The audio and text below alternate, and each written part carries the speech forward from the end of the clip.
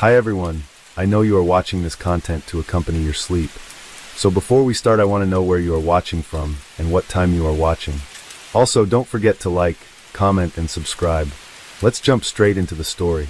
The Case of Ivan Baldeli, a hellish love story on a heavenly island. Sometimes the search for paradise on Earth can lead one straight into a real-life hell from which escape is impossible. However, it's only fair to note that a significant factor in this journey is who accompanies you in search of this paradise. Choosing a companion should always be done with the utmost care and caution. Yet sometimes, even the person who seems closest and dearest can turn into a true, merciless monster. The tale of Ivan Baldeli and Brian Brimmager began like something out of a fairy tale.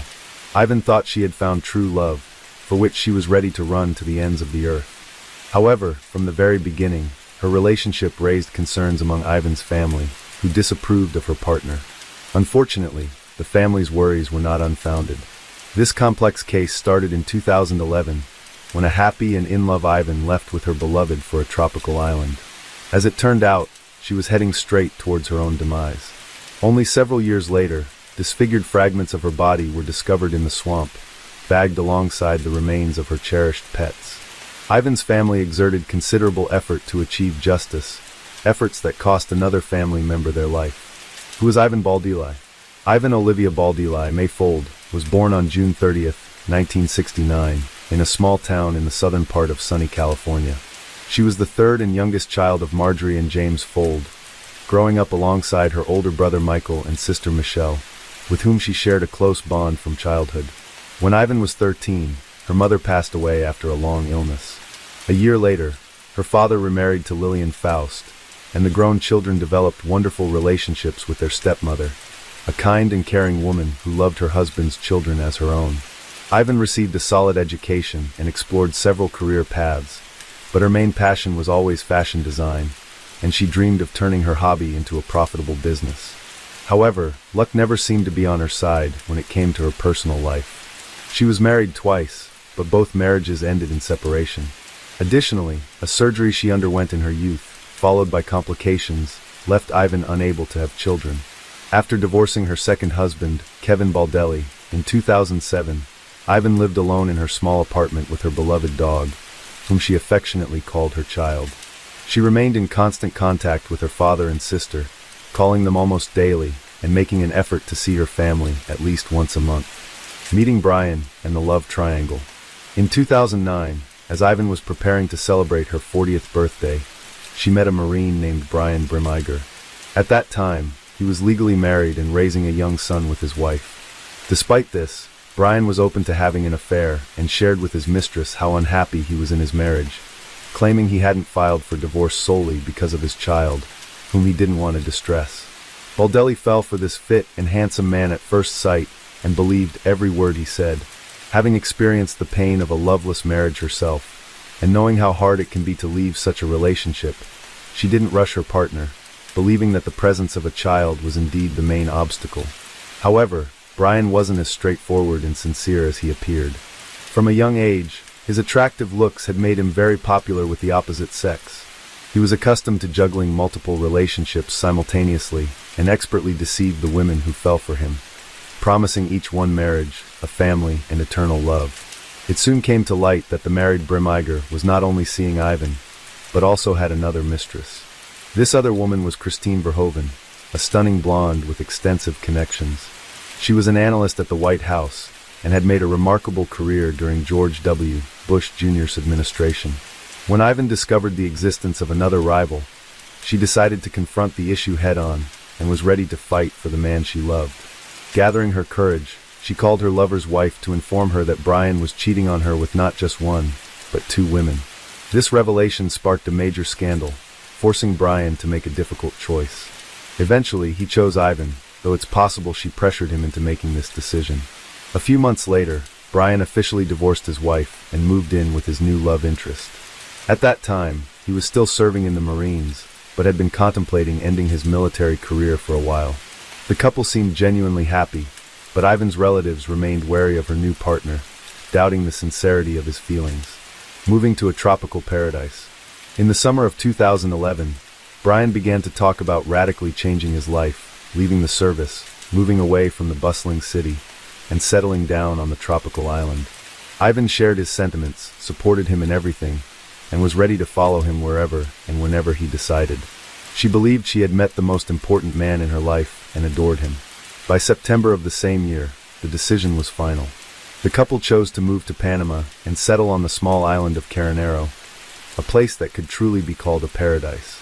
Ivan informed her family just before leaving, so they had no chance to persuade her to reconsider. Ivan sold her apartment, quit her job, and started packing for the journey.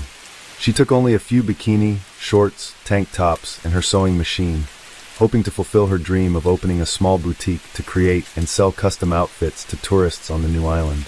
In early September, Brian, Ivan, and her beloved little dog flew to Panama. They spent a couple of days in the country's capital before taking a ferry to Carnero Island, where they rented a house right on the oceanfront. The climate was hot and humid with little temperature variation, attracting a steady flow of tourists throughout the year, primarily diving and surfing enthusiasts. The island was just 1 square kilometer, so one could leisurely walk around it in about an hour. All the infrastructure was located along the coast, while the interior was dense jungle and swampy areas teeming with venomous snakes, spiders, and other wildlife, making it unsafe to venture into. Brian, who had been an excellent guitar player since his youth, brought his instrument with the intention of starting a musical career on the island, performing in entertainment venues. Within a week after moving, he had made connections with several local bar owners, and one of them happily offered him a job. He played in the evenings, entertaining the crowd, but his appreciative audience often bought him drinks as a compliment, leading him to drink heavily almost daily. Ivan's business also developed very slowly, with weak sales and virtually no profit. However, she didn't lose heart. She started working at one of the bars, and even adopted a second dog she found on the island and decided to keep. She communicated with her sister Michelle Valenzuela almost daily, sharing everything, but her messages became increasingly shorter and more somber, which worried her family.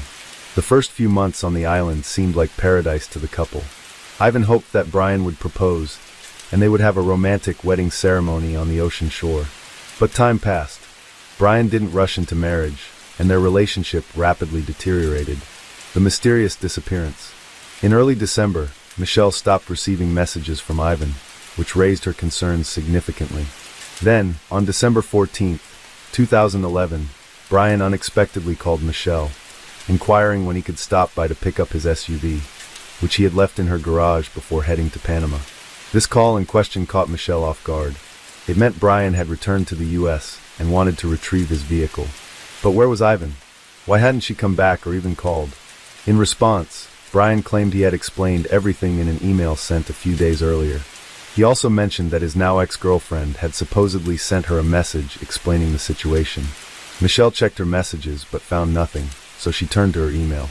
Indeed, there were 2 unread messages, one from her sister and one from her boyfriend. In his message, Brian stated that Ivan had left him, running off with a new lover to Costa Rica. The other message, supposedly from Ivan, claimed she had left Brian upon discovering his infidelity and learning that another woman had given birth to his child. It concluded with her saying she had met another man and gone to Costa Rica with him. The other woman turned out to be Brian's old friend, Christine Verhoeven, with whom he had been involved all along, and who was pregnant with his child when he and Ivan flew to Panama. At first glance, everything seemed plausible and logical, especially since Ivan couldn't have children. The news that her partner had fathered a child with someone else could have been devastating for her. However, Ivan wasn't known for impulsive actions, and she would have certainly called her sister to discuss such significant changes in her life. Moreover, the tone of the supposed message from Ivan was somewhat odd and unlike her previous communications, which raised further suspicions. When Michelle tried to determine her sister's current whereabouts, she couldn't get any concrete information. Calls went unanswered and the messages that came through were brief and detached, saying things like, "I'm okay, I need some time, I'm not ready to talk about this." Michelle suggested that Brian should join her in filing a missing persons report. Brian appeared nervous but insisted it wasn't necessary, claiming Ivan was fine, capable of herself, and would decide when to come home on her own. Despite Brian's reluctance even to discuss the matter and his hasty departure after picking up his vehicle, a message from Ivan's phone soon arrived, stating she planned to return home in January for their father's birthday. This message provided Michelle with some relief, and she decided to wait a few more weeks, hoping Ivan would return as indicated in the message. Search efforts and surprising discoveries. By mid-January, not only had Ivan not returned home, but she also hadn't called even once during that time, and her messages had completely stopped. Moreover, Michelle was shocked to learn that Brian had gotten married to the mother of his child, Christine Verhoeven, right before the new year, which seemed very odd since he had parted ways with his former girlfriend just a few weeks before the celebration. Concerned, Michelle finally went to the police and reported her sister missing, suspecting that Ivan had not gone to Costa Rica. An official inquiry sent to Panama confirmed her fears. It was definitively established that Ivan Baldelli had not left the country. Valenzuela then turned to her cousin, a programmer, to help trace the IP address from which Ivan's messages were sent, determining their actual origin. It turned out the emails, supposedly sent by Ivan from Costa Rica in December, were actually sent from Dana Point, California, where Brian was located. The same IP address was used for an email sent by Brian himself. With the situation becoming increasingly alarming, Michelle hurriedly informed the police about her discovery. Valenzuela reached out to the FBI and the State Department, sharing her suspicions that Brian had harmed her sister in Panama, and then continued to send messages from her phone and email, pretending to be her for about a month. However, there was not enough solid evidence at the time to arrest him, so law enforcement could only interview him and continue gathering proof of his guilt. It was revealed that Brian had proposed to Christine while still in Panama with Ivan. He promised Verhoeven that he would soon return, they would get married, and raise their daughter together. Moreover, Christine was unaware that her child's father had gone to the island with another woman, as he had told her he was there on business. The family's own investigation 2 months after the woman's disappearance, her sister and niece personally flew to Panama. There, they sought the expertise of Don Winter, a former U.S. intelligence officer turned investigator specializing in locating missing U.S. citizens. They shared the story of Ivan's disappearance and the version of events provided by Brian. Winter, after listening to them, immediately expressed concern that the chances of Ivan being alive were slim. With vast experience in such investigations and leveraging his connections, Winter decided to put pressure on the Panamanian government and publicize the case, turning the disappearance of an American woman into international news. A press conference was also organized with the participation of Ivan's family members. Later, Ivan's father, stepmother, brother, and several other relatives and close friends arrived in Panama to join the search and assist the investigation. Together, they went to the tropical island of Caramaro, combing it thoroughly, yet they found no trace of Baldelli. Their search efforts were hampered by dense undergrowth and swampy marshes teeming with wildlife. In addition, the family questioned the island's residents about how well they knew Brian and Ivan, and what they could say about them. It turned out that the couple had recently been heavily indulging in alcoholic beverages, and were frequently involved in loud disputes, unconcerned about those around them. Almost daily, they were seen in bars drinking alcohol and having heated arguments. Furthermore, people began to notice bruises and scratches on Ivan's face and body. She almost never took off her sunglasses, seemingly to hide the bruises under her eyes. The landlord of the house the couple had rented confirmed that neighbors regularly complained about the noise, screams, and cursing coming from their residence. Simultaneously, FBI agents brought a special team of divers to the island to scour the waters around it for any potential evidence or remains of the missing woman. Unfortunately, these searches too did not yield any success. The prime suspect and the first solid evidence. From the outset, Brian was the prime suspect in the case, but there was nothing concrete to charge him with. He denied any involvement, consistently recounting the same story about his ex-partner running off with another man. It wasn't until September 21st, 2012 that Bremiger was finally interrogated, and a search was conducted in his home. At the time, his wife Christine was at work, while Brian was unemployed, staying at home with their child and indulging in his favorite pastime, playing golf. Initially, he appeared confident, repeating that Ivan had left him after finding out about his child with another woman. However, he became visibly nervous when the police mentioned that the last messages sent in Ivan's name came from his area, and expressed interest in examining the laptop found on his table. The seized laptop turned out to belong to Ivan, with messages sent from it after she supposedly fled. A photo of the missing woman with a bruise under her eye was found on as well as a screenshot of a conversation from November, where Brian and Christine discussed their ongoing affair and shared daughter. presumably how Baldelli learned about them. Moreover, the laptop search history from November 26, 2011 contained queries such as how to clean blood and how to remove blood from a mattress. These pieces of evidence were significant but circumstantial, since neither a body nor a mattress with bloodstains was found.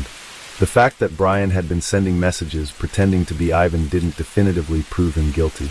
Soon, Don Winter discovered that before leaving Panama, Bremiger had sold a machete he owned. In an online conversation with a potential buyer, he joked that he had used it to finish off a stripper. The joke was macabre, prompting authorities to track down the new owner of the machete and seize the blade for examination, which initially revealed nothing conclusive. The police overlooked another crucial detail, Ivan's bank card, which Brian used after her disappearance.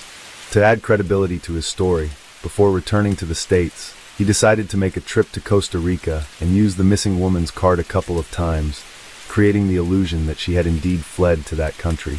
He paid for his tickets in cash and withdrew money from different locations in San Jose, draining the card before discarding it.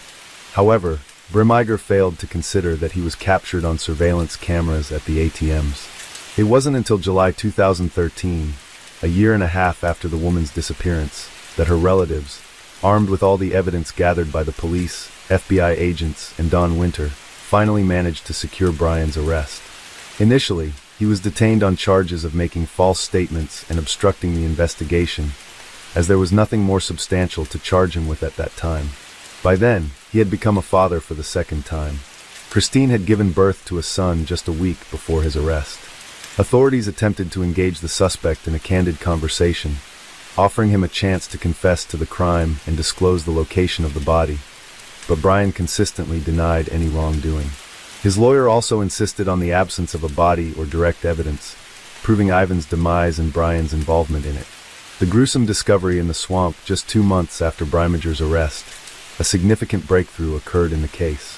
On the island of Caranero, a worker taking a shortcut wandered into the swampy underbrush and spotted an army backpack barely visible above the water's surface. Driven by curiosity and hoping to find something valuable or useful inside, he looked in the bag, only to recoil in horror at the sight of a human skull staring back at him. He immediately reported his find to the police, and responding officers took the backpack for examination. Inside were fragments of a human body along with the remains of 2 small dogs. The remains had been chopped up, placed in the bag, and discarded in a location where it was assumed they would never be found. DNA testing confirmed that the human remains belonged to Ivan, although limbs were missing. Pathologists also determined that she had been brutally beaten before her demise, with a broken nose, cheekbone, and several missing teeth. The demise of the dogs was probably orchestrated to lend credence to the narrative, as it seemed implausible that she would willingly leave behind her cherished pets on the island, suggesting a scenario where they were eliminated and laid to rest alongside their owner. When the chop marks found on the victim's bones were matched with the blade of the machete, there was no doubt. The body had been dismembered using this weapon, as each blade has its own signature, akin to a person's fingerprints. With this evidence, Brian was formally charged with murder, dismemberment, and concealing a crime. The trial and verdict in early 2014, Michelle Valenzuela was diagnosed with an advanced stage of aggressive cancer. She had been so consumed by the investigation into her sister's case that she neglected her deteriorating health, postponing visits to the doctor. After undergoing intensive treatment for about 6 months and realizing it was in vain, she decided to dedicate the last months of her life to seeking justice for her sister. In September 2014, when doctors told Michelle she had only a few weeks left, she declared that although she was losing her battle with the disease, she would continue to fight for her sister until her last breath. Choosing to make her testimony in front of Brian, she detailed everything she knew and submitted all their correspondence with Yvonne to the court. She meticulously described Brian's actions after her sister's disappearance and then fainted from weakness. Michelle passed away 3 days later. The prosecution argued that on the evening of November 26th, following another argument with Yvonne, when she discovered Brian's communications with Christine, Brian, in a fit of rage and under the influence of alcohol, assaulted Yvonne and then fatally stabbed her. He then dismembered her body in the bathtub using the machete, also using it to take the live Yvonne's beloved dogs and place the remains in his military backpack. The limbs that didn't fit in the bag were dumped in the ocean, dropped off a rocky cliff early in the morning along with the blood-stained mattress. Brian carried the backpack deep into the island and submerged it in a swamp. For the next few weeks, he continued living in the same coastal house, meticulously erasing any evidence of the crime. He told everyone on the island a story about his flighty girlfriend leaving him for a new lover, a story that sounded convincing enough that locals sympathized with Brian, and he even managed to find a new girlfriend, Nicole Powell, who comforted him for a few weeks until his departure to the U.S. However, at the trial, Nicole testified against Brian, accusing him of lying and cruelty. Faced with irrefutable evidence, Brian was forced to admit his guilt, but insisted that it was self-defense, claiming Yvonne had first attacked him with a knife, which he then used against her. He claimed all subsequent actions were carried out in a state of shock, asserting he didn't remember dismembering and packing the body, taking the lives of the dogs, and so forth. However, his internet searches and attempts to eliminate evidence spoke to his full awareness, and attempts to fabricate a story to justify Yvonne's absence. In the spring of 2016, Brian was found guilty of manslaughter and sentenced to only 26 years in prison, with the possibility of parole in 2035. His service in the Marines was considered during sentencing, allowing him to avoid a life sentence. Lastly, Brian's wife, Christine Verhoeven, stated she still believed in her husband's innocence and would support him no matter what. An innocent victim of her spouse's perverse passion, they say that an adult is simply impossible to re-educate because it is a formed personality with its views, way of thinking, preferences, character, and temperament. However, some women are sure that patience and pedagogical talent can work wonders. More experienced women realize that it is important from the very beginning to consider the man who is next to her, to study his shortcomings, and to understand whether she can live together with them, because falling in love and passion will pass, and the negative qualities with age will only worsen. If it is not about some minor shortcomings, but about real problems such as addictions, pathological tendency to lie and violence, and so on, it is better to run away from such a person without looking back. But in women, often in such cases, manifests the rescuer syndrome, an acute desire and irrepressible desire to help at the cost of their own well-being. It is this syndrome ruined a young British woman named Vicky Roberts, who almost 3 years struggling for her love, trying to re-educate her cheating husband with sadistic tendencies. Unfortunately for the girl, all her efforts turned out only pain, humiliation, and cruelty. Vicky and Michael Roberts. Vicky Roberts, born Victoria Smith, was born in September 1984 in the county of Cheshire in the northwest of England.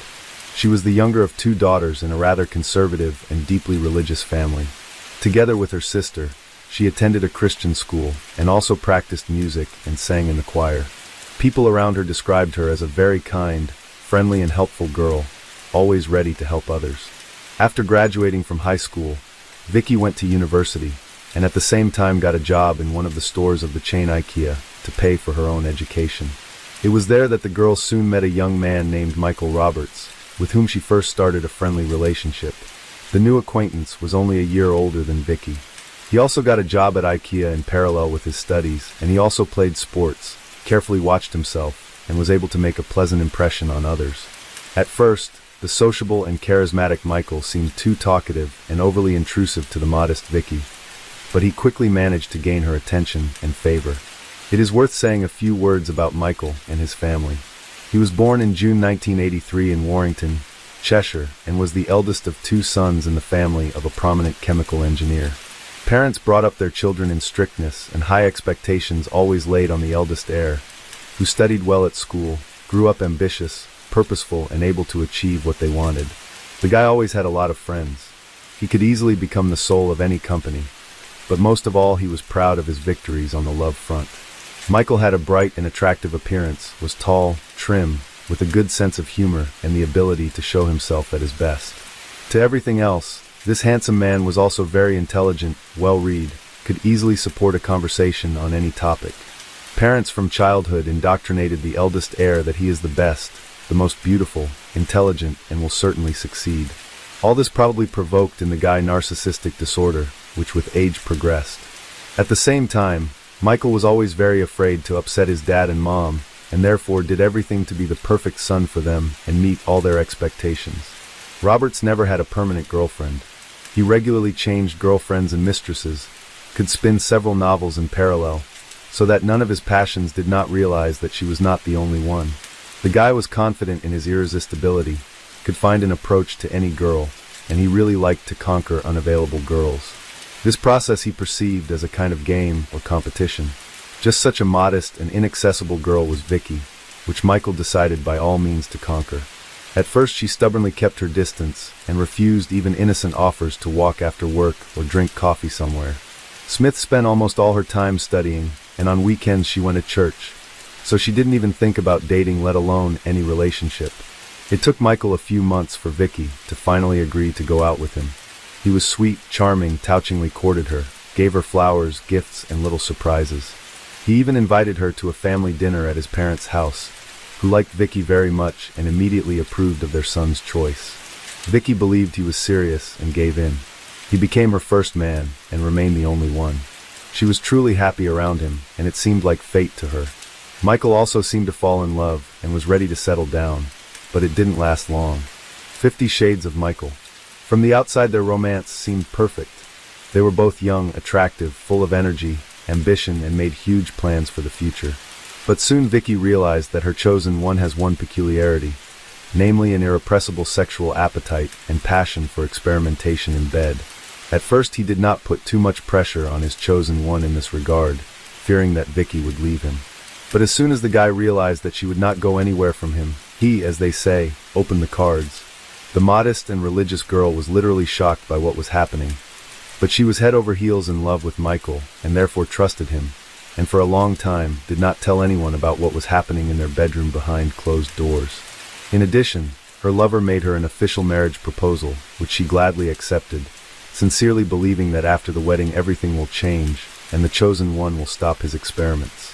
Soon one of Vicky's closest friends began to notice that she carefully disguises and hides bruises and small bruises under her clothes. She brought Smith into a frank conversation and asked if her fiancé was beating her and if she needed help.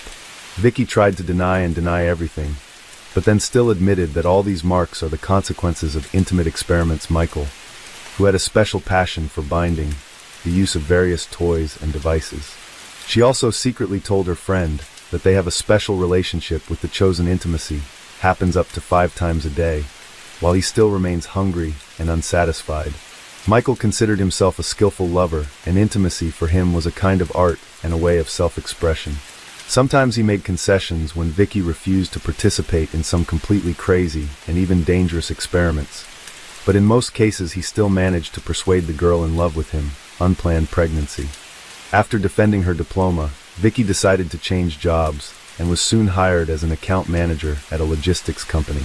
Michael also quit IKEA and got a job as a sales consultant in one of the stores of a large retail chain, selling phones, laptops, and other electronics. He almost immediately became one of the best employees because thanks to his charisma, communication, and persuasive skills, he always exceeded sales targets. Soon the new young employee was promoted to senior salesman, and the management seriously considered his transfer to the main office. But before that he had to undergo training and improve his qualifications. Michael enjoyed attending training sessions, going on business trips to London, and was very proud of himself. He seemed to have forgotten all about his young fiancée, and only remembered when he needed intimacy. They didn't talk about each other. They hardly ever went anywhere together, and outside the bedroom Vicky seemed to cease to exist for him. At the same time, he began to have affairs on the side with colleagues, clients, and just casual acquaintances. Michael was literally obsessed and addicted to intimacy with different women, and constant new victories on the personal front were an important part of maintaining his self-esteem. At this time, Vicky discovered that she was pregnant and happily broke the news to her fiancé. They had already delayed the wedding, and it seemed to the girl that now Michael would hurry things up, but the news that he was going to be a father only made Michael angry and mad. He immediately began to insist that the child should be gotten rid of, because they are still so young, and they have their whole life ahead of them, and with offspring can wait. Vicky was shocked by such words, but flatly refused to terminate the pregnancy. Then the groom decided to press her in another way. Michael began to convince the bride that such news will cause anger in her religious parents, because their youngest favorite daughter lived with a man and got pregnant without being married. However, according to him, the termination of pregnancy will be hidden from everyone, and after the wedding they will certainly have children. For Vicky, it was a difficult decision, But her chosen one had a real gift of persuasion, so that a few days later she gave in to persuasion and went to the hospital. Unfortunately, it was not without complications.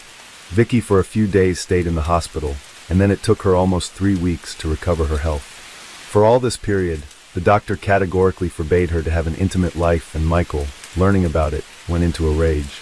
Then Vicky finally realized that he had mental problems and a real addiction to sexual contacts.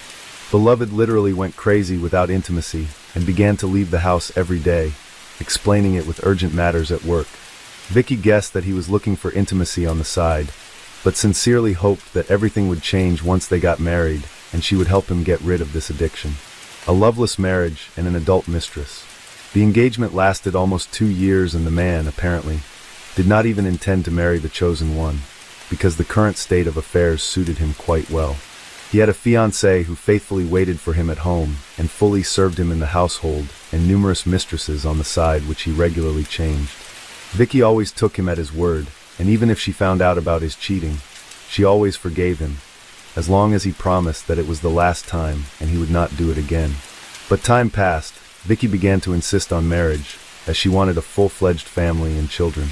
Also, this question was increasingly raised by her parents, but most importantly, the wedding was insisted on by Michael's parents, whom he really did not want to upset.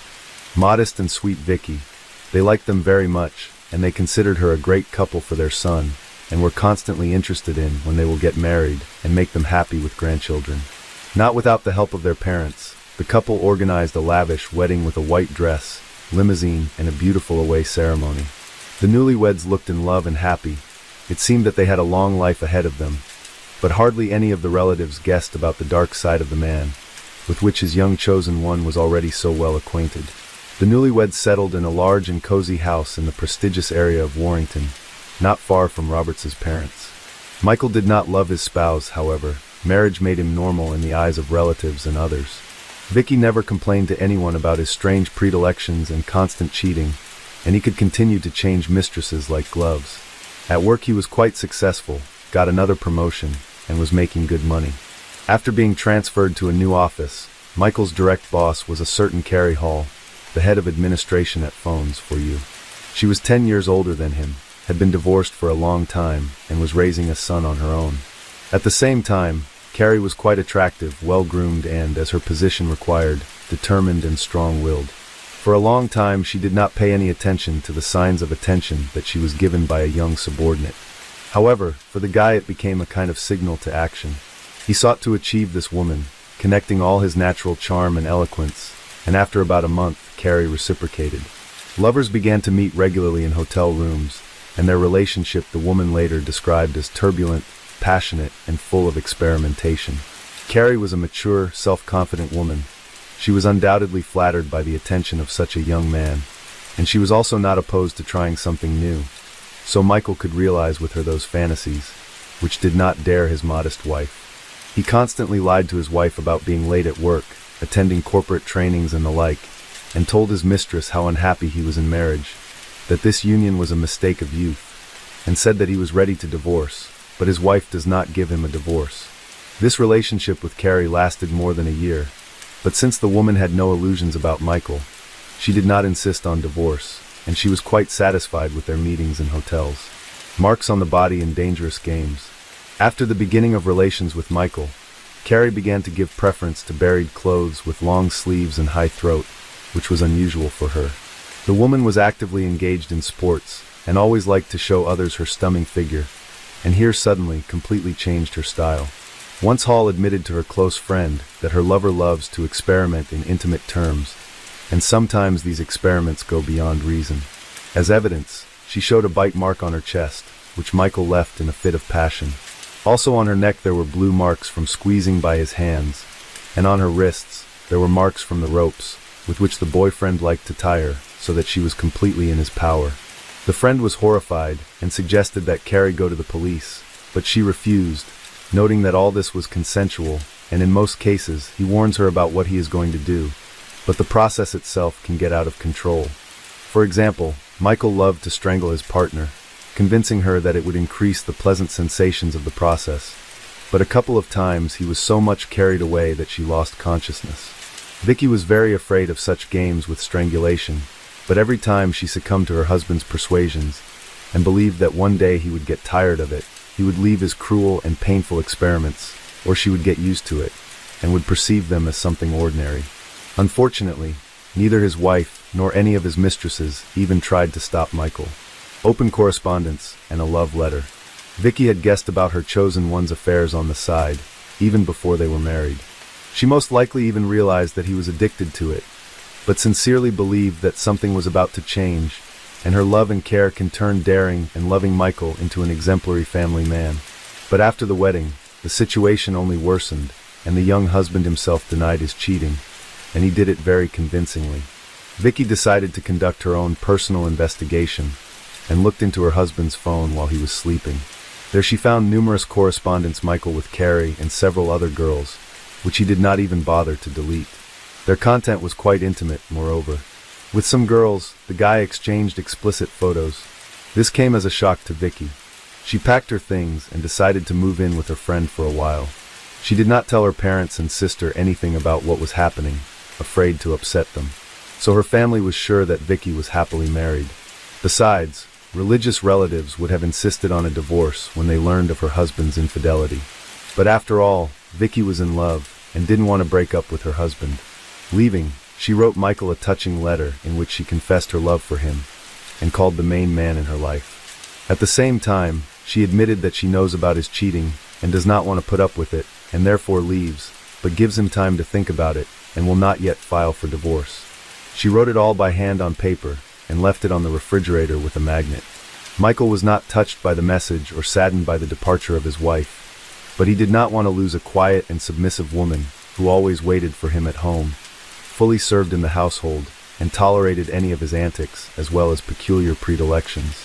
That same evening, he followed Vicky to her friend's house, picking up a large bouquet of flowers on the way. Michael on his knees apologized and begged her to return to him, promising that from now on, she would be his only woman. Vicky once again believed, or rather, she wanted to believe, and returned to their home, a new mistress. Naturally, Michael did not leave Carrie and continued to meet with other women, but for a while he was extremely careful, and even tried to come home for dinner, which his wife carefully prepared. He hid his phone, deleted correspondence, and even changed the password from his social networking page. At that time, he began to have an affair with a new young female employee of the company, Karen Wilson, not stopping the relationship with Carrie. At that time, the girl had a fiancé, and she was preparing for the wedding, but Michael began to persistently pursue her, making himself a miserable lover. He was so attracted to the new object of the hunt that after 2 months, he decided to break off the relationship with 33-year-old Carrie Hall, which he was tired of. The man told Karen a proven legend about how he is unhappy in marriage, and for the sake of her ready to leave his wife. Soon she surrendered, and between them happened intimacy right in the office, and a week after that she broke off the engagement and waited for the lover to respond. However, Michael was not going to divorce, but also to interrupt the connection with a new mistress. He did not want, and therefore just lied to her that he had already filed for divorce and moved to live in the house of his parents. Fatal blackmail. Vicky soon suspected that her spouse continued to cheat on her, and this time decided to act for sure. She took Michael's phone while he was in the shower, but could not find anything there, because he had taken into account of his previous mistakes and deleted all text messages, and on the page in the social network, now had a different password. Then Vicky waited until her husband fell asleep and took his work laptop, which he always carried with him, and on which, as it turned out, he did not leave his account in the social network. There Vicky found correspondences with an already new girlfriend, in which her husband confessed his love to her, claimed that he was divorcing his wife and living with his parents. It was a real shock for her. She took screenshots of the love and intimate messages exchanged between the couple and saved them on her laptop, so that she could have proof of her husband's infidelity. Vicky also looked in her husband's wallet, where she found several folded checks for hotel rooms. In the morning, she presented all this to her spouse, and for the first time in their entire time together, she gave him a scandal. Michael was discouraged. He tried to apologize again, and promised that it would not happen again. But Vicky suddenly said that she would tell his parents about everything, hoping that they would be able to talk some sense into him, since she could not do it. Michael was literally mad from such threats. He did not want his parents to know anything, and slapped his wife. Then Vicky got up and said that she would go to them immediately, and then headed for the door. Her spouse caught up with her, hit her twice in the head with a heavy jewelry box he grabbed from the dressing table, and after she lost consciousness, he squeezed her throat with his hands until she stopped breathing. The man felt no pity or remorse. He wrapped the body in a blanket and packed it into several large garbage bags, and then carried the gruesome bundle into his garage. Michael then quickly cleaned up the house, packed and removed most of his wife's belongings, and immediately called Karen, whom he invited over. They had dinner, had fun in the house, where a couple of hours ago Roberts killed his own wife, and then made love in the bedroom, where in fact everything happened. Ran off with her lover? The very next day, Michael informed his parents that his wife left him having run away with another man.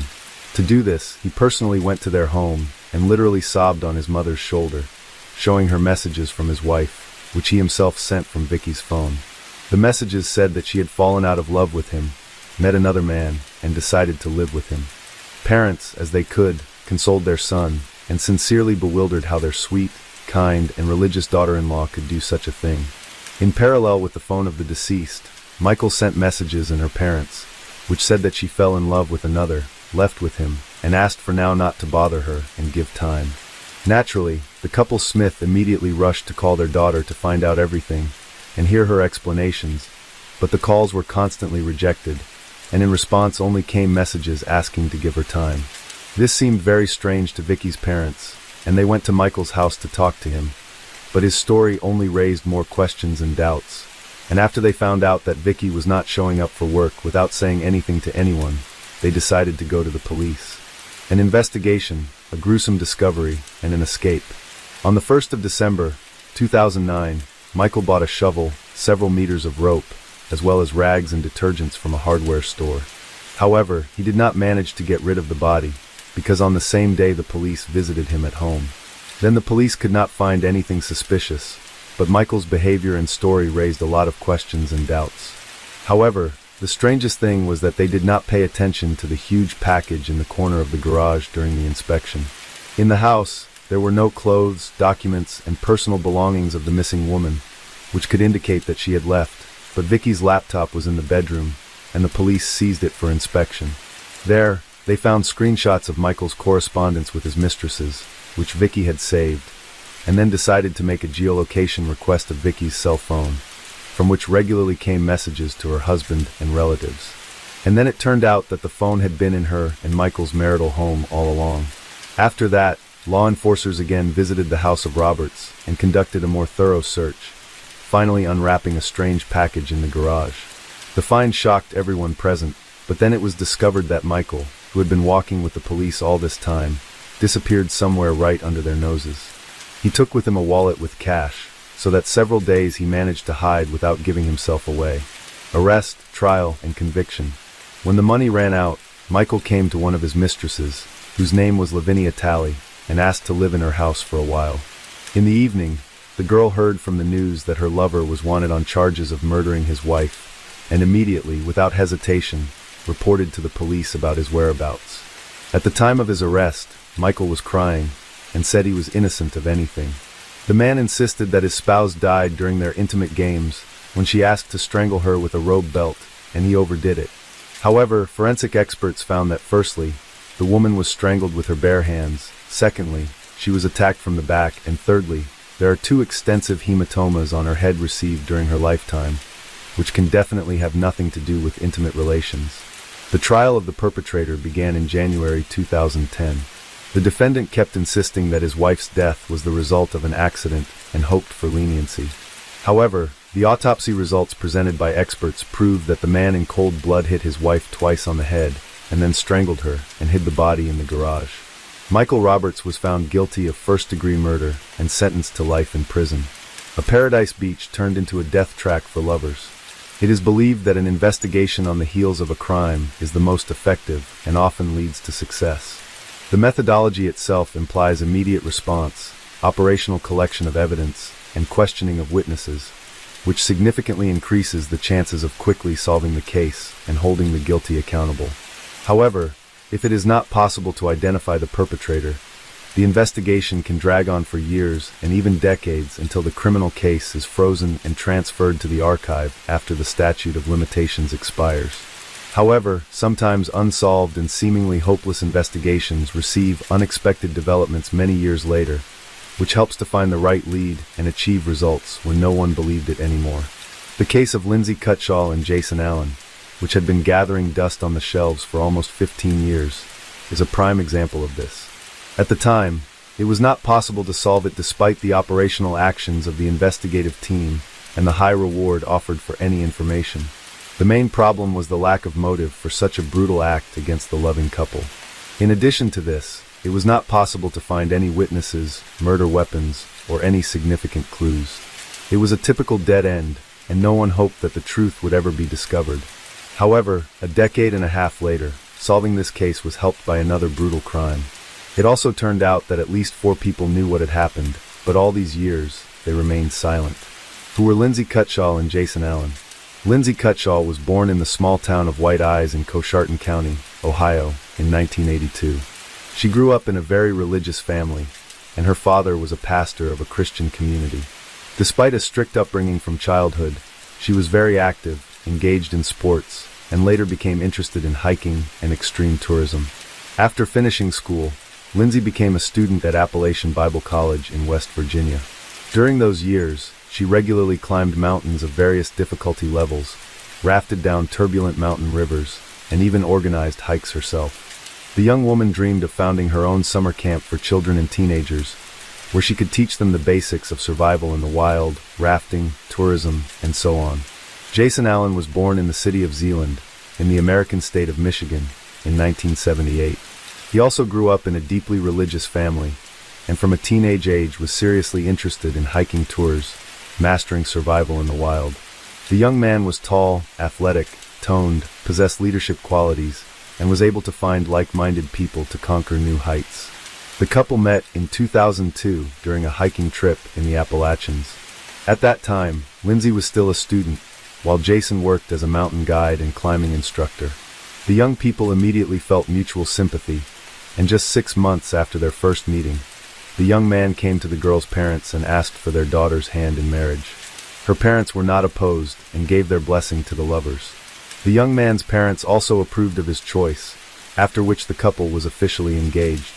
Allen presented the young woman with a beautiful diamond ring for this occasion, which was soon to be complemented by another, an engagement ring. The young couple planned to get married in September 2004, had big plans for their future together, and wanted to buy their own large house where they could live comfortably and raise their children. Unfortunately, these plans were not meant to come true. The final trip. In the summer of 2004, Lindsay and Jason worked as senior counselors at a Christian summer camp called Rock in Water, located in El Dorado County, California. After their wedding, they planned to open their own similar camp, so they were gaining experience and learning the nuances of working with the younger generation. On the evening of Friday, August 14th of that year, the couple decided to take a weekend trip to the San Francisco area. They informed their colleagues of their plans in advance, leaving 2 of the most experienced counselors in charge of the camp. Lindsay and Jason promised to return by Monday, so their short journey was expected to cause no complications either for the couple or for their temporary replacements. They set off in a 1992 red Ford Tempo, owned by Lindsay, and that was the last time anyone saw them alive. By Sunday evening, the counselors had not returned to the camp, but no alarm was raised then, as everyone was confident that the couple would arrive either late at night or early Monday morning. However, when it was discovered after the morning roll call at 8 a.m. that Jason and Lindsay were still missing and their phones were unreachable, their colleagues decided to contact the police and also inform the missing couple's families about the situation. The parents, horrified upon hearing the news, rushed to the camp to learn more about the incident. Everyone knew that the couple was very responsible in their duties. They were never late, and if any unforeseen circumstances had occurred, they would have found a way to communicate that. The challenging search upon arrival at the camp, law enforcement officials interviewed the couple's colleagues, and the investigation immediately encountered a serious problem. No one could precisely say where the young couple had gone. It was only known that they planned to explore around San Francisco, and given their great love for adventure and extreme leisure, They could be in the most remote corners where there was neither communication nor civilization. While the police waited the legally mandated 2 days during which the missing were expected to report themselves, relatives and friends decided not to just sit back, but to organize a search themselves. They called everyone they knew, trying to find out when the couple last made contact with anyone, distributed flyers with photos of the bride and groom, and requested anyone who might have seen them to respond immediately. By Tuesday, law enforcement had joined the search operation. The main search unfolded around San Francisco, its suburbs and surroundings. However, the area was vast, and it was simply not possible to thoroughly comb through it. Then, one of the friends noted that the couple loved the wild, rocky beaches that were always beautiful and secluded, prompting the police to focus on these areas. Bodies in sleeping bags. For several days, the search yielded no results, and the hope of finding the couple alive was diminishing rapidly. Then, on Wednesday, August 19th, a patrol helicopter flying over one of the rocky, wild beaches reported that 2 bodies were found in sleeping bags on the desolate coast, and it seemed unlikely they were just resting there. The first thing police encountered upon arriving at the scene was a red Ford Tempo parked on a cliff near a lookout point in a small shelter for tourists, from which a steep trail led directly to the scenic, wild beach. The car was immediately checked in the database and found to belong to the missing student, Lindsay Cutshall. Descending the trail to the beach, law enforcement found 2 bright sleeping bags containing individuals. At first, it might have seemed they were merely sleeping, but no response came to calls or noise. Approaching closer, the officers saw that the sleeping bags contained a young man and woman, both showing no signs of life. A brief initial examination suggested that their lives had been taken by gunshot wounds to the head, and given the distinctive smell of decomposition, they had been there for more than a day. All the belongings of the deceased, including mobile phones and wallets containing bank cards and cash, were found beside them. Therefore, a robbery as the main motive was almost immediately ruled out. The keys to the parked car above were also visibly placed, ruling out car theft as a motive. Investigators immediately suspected that the deceased were the same young people who had gone missing last week near San Francisco. Their suspicion was confirmed by documents found nearby under the names Lindsay Cutshall and Jason Allen, but the bodies still needed to be identified by relatives. The arriving parents of the couple, who had hoped until the last that the remains belonged to someone else, were devastated by grief upon recognizing their children. Investigation and initial theories. Thus, theories involving robbery or an attempted carjacking were dismissed since all valuables, money, and keys were left untouched in plain sight. Moreover, forensic analysis revealed no signs of physical assault or intimate assault on the bodies, except for the gunshot wounds to the head. It appeared that Lindsay and Jason were simply sleeping peacefully at the time of the incident and did not have a chance to react. They made no attempt to defend themselves, flee, or even get out of their sleeping bags. Everything pointed to a swift act that resembled an execution or vendetta. But who could have taken the lives of 2 individuals in such a brutal manner, and why? The questions multiplied, but no answers were forthcoming. There were no signs that anyone else had stayed in the area. The beach was quite secluded, and accessing it via the steep trail was challenging. Despite efforts, no shell casings were found nearby, leading investigators to theorize that the shooter either took them or threw them into the ocean. The shots had been fired at close range into the heads of the sleeping tourists, indicated by specific traces, so the casings, if not deliberately moved, would have been nearby. Interestingly, the beach appeared quite clean, yet a few meters from where the sleeping bags with the bodies were found, an empty beer bottle lay. The deceased did not drink alcohol as they led a healthy lifestyle, suggesting the bottle might belong to the mysterious shooter. This particular brand of beer was rarely found in the area and likely came from a neighboring state. As no other clues were found, this bottle was considered a significant lead, although it was unclear whether it had any connection to the shooter or the crime. A theory was proposed that the deceased might have had a conflict with someone the day before the tragedy, and their opponent returned at night with a weapon to settle the score. Although Jason and Lindsay were very friendly with everyone, it was not excluded that they might have inadvertently displeased someone either in appearance or for some other reason. Additionally, the shooter could have been intoxicated or mentally unstable. From the bullets extracted from the victims' skulls, experts determined they were fired from a Marlin brand rifle .45 caliber, model 1894, produced by Marlin Firearms Company. This was a rare weapon that might have been part of a collector's arsenal. Such models were typically used for hunting.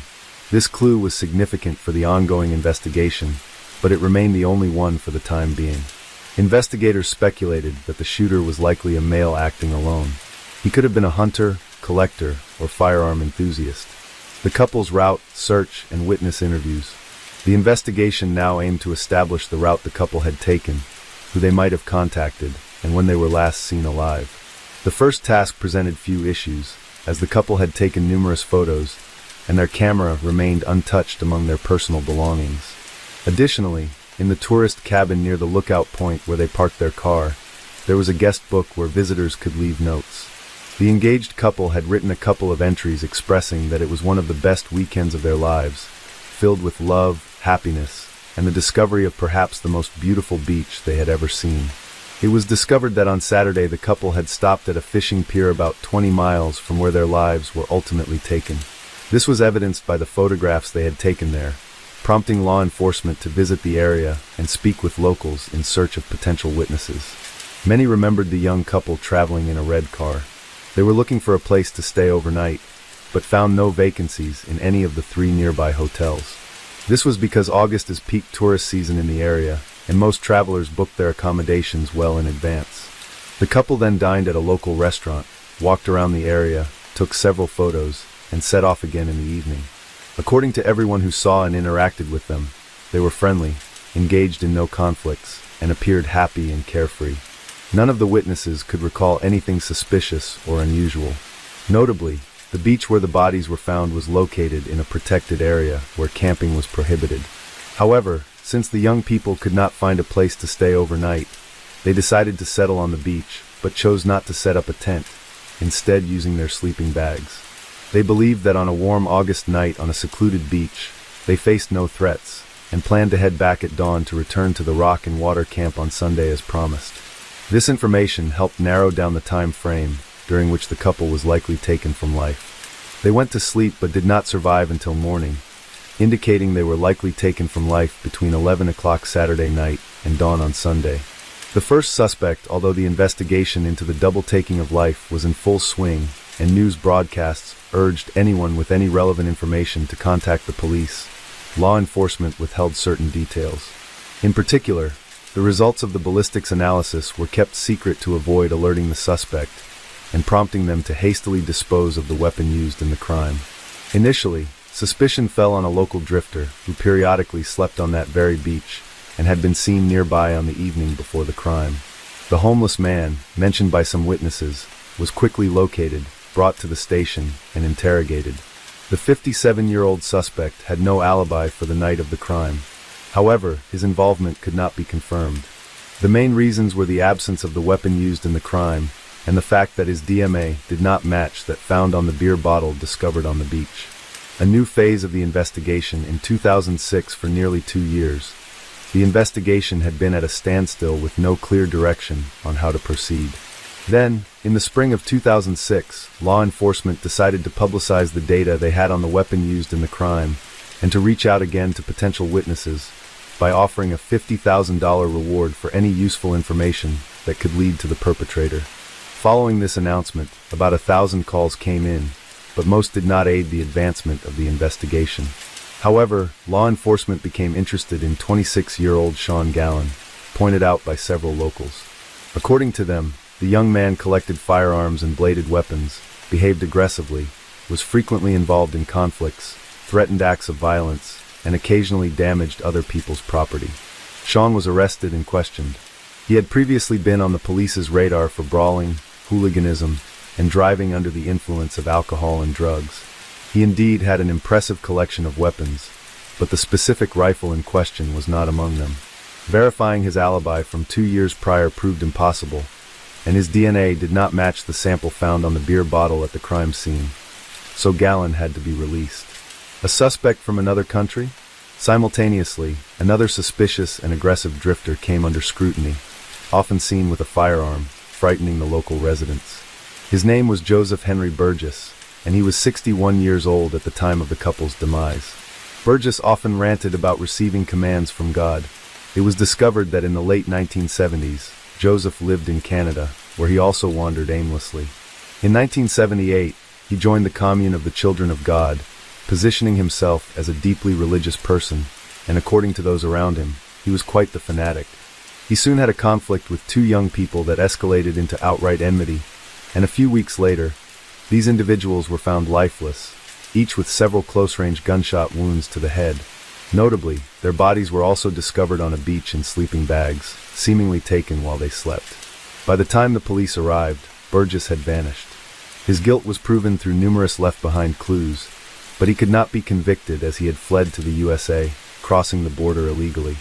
He managed to evade capture for nearly a quarter of a century until the police connected him with the double homicide on a beach in California. However, they were unable to interrogate him as a shootout occurred during his apprehension, resulting in the deaths of a police sergeant and Burgess himself, who opened fire. A fatal echo from the past. In the spring of 2017, in Forestville, California, a tragedy unfolded one night on March 14th. Gunshots rang out in the Gallen family home, prompting alarmed neighbors to immediately call the police. The victim was 35-year-old Seamus Gallen, and the perpetrator was his older brother, Sean. An argument had erupted between the siblings, during which Sean, under the influence of prohibited substances, grabbed a firearm and discharged 3 bullets into his younger brother. Police recognized the shooter's name as Sean had previously been detained as a suspect in the double homicide on a beach, but was released due to a lack of evidence. Since then, he had been in police sights twice for property damage and making threats, but had only received fines. It was also discovered that the detainee was an avid hunter and had a hobby of crafting knives and other bladed weapons. Those around him described him as antisocial, aggressive, and unpredictable. After taking his brother's life, Sean attempted to flee, but was almost immediately apprehended. Law enforcement then decided to thoroughly reinvestigate this man's potential involvement in a couple's perpetration from 13 years prior. His personal social media page revealed much, where he posted pictures of his substantial weapon collection and discussed supposed telepathic and extrasensory abilities. According to his posts, he believed he was on a special mission, receiving assignments from space. This seemed like delusions of a disturbed mind, and police suspected Sean indeed had serious mental disorders. He stubbornly refused to cooperate with the investigation, spoke nonsensically, and insisted on his innocence. However, when detectives checked the personal messages on his deceased brother's page, they found something intriguing. Back in 2006, when a $50,000 reward was offered for information on the double homicide case, Sean's former girlfriend had messaged Seamus, suggesting she could claim the reward by turning in her ex-boyfriend. They both knew everything, but kept silent. Unfortunately, questioning either was no longer possible since the brother had been shot and the woman had died in a car accident 2 years earlier. An unexpected confession. Initially, Sean denied any involvement and refused to speak, but when shown the printouts of the messages between his former girlfriend and his brother, he surprisingly confessed and began to give a detailed account. His narrative not only surprised but shocked law enforcement. Despite more than 13 years passing since the double homicide, Goen remembered the details of that night vividly. That evening, he had left his house with a Marlin rifle. Intending to hunt in a wooded area, he aimlessly wandered for a couple of hours before descending a trail to a wild beach, which, he claimed, was a spot to encounter boars. As he walked along the shore, he spotted 2 bright sleeping bags. Approaching closer, he discovered a young man and woman sound asleep inside. He stood watching them for several minutes, then suddenly heard voices in his head, commanding him to end their lives. Sean claimed this was the mission from space he could not ignore. He placed the barrel of his rifle almost against the young man's head and pulled the trigger. The sound woke the young woman, but before she could comprehend the situation, a second shot ended her life as well. He decided to collect the casings and carried them away in a beer can he had emptied while descending to the beach. Later, according to him, he tossed the can into some bushes in his father's backyard, where he went to give the rifle to his father and ask him to hide it. His elderly father asked no questions and simply buried the weapon in the dirt floor of the cellar in his old barn. Remarkably, Sean's claims were verified. The rifle was found at the site of the now-collapsed barn, and the beer can with the casings still rested in the overgrown bushes in the backyard. The fact that the murderer's father had passed away in 2009 and his property had since fallen into disrepair and abandonment helped preserve these items.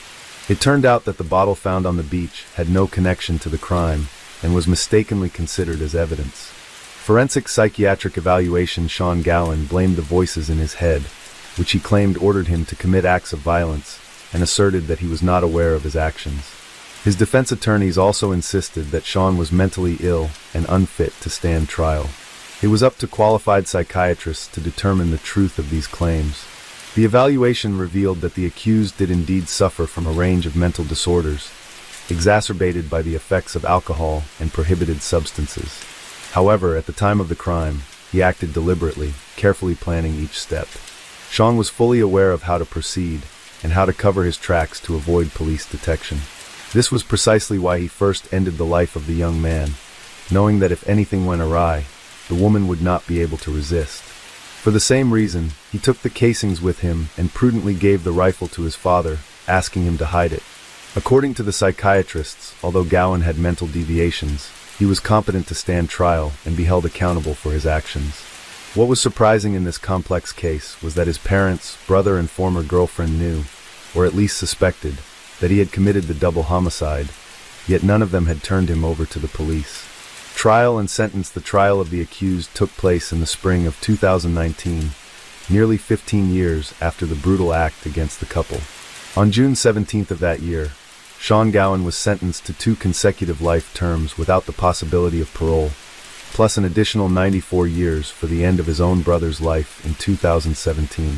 The convicted man is now serving his sentence in a special prison unit designated for particularly dangerous inmates with mental disorders. He continues to claim that he hears voices and behaves aggressively, hence he is kept under special surveillance to prevent him from harming himself or anyone else nearby. Lastly, it should be noted that the motive for the double homicide was never established. Sean simply saw the couple sleeping on the beach and decided to end their lives.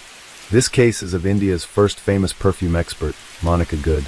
The reason for Monica's murder and the method used by the killer shook the entire India. The date was actually October 6, 2016.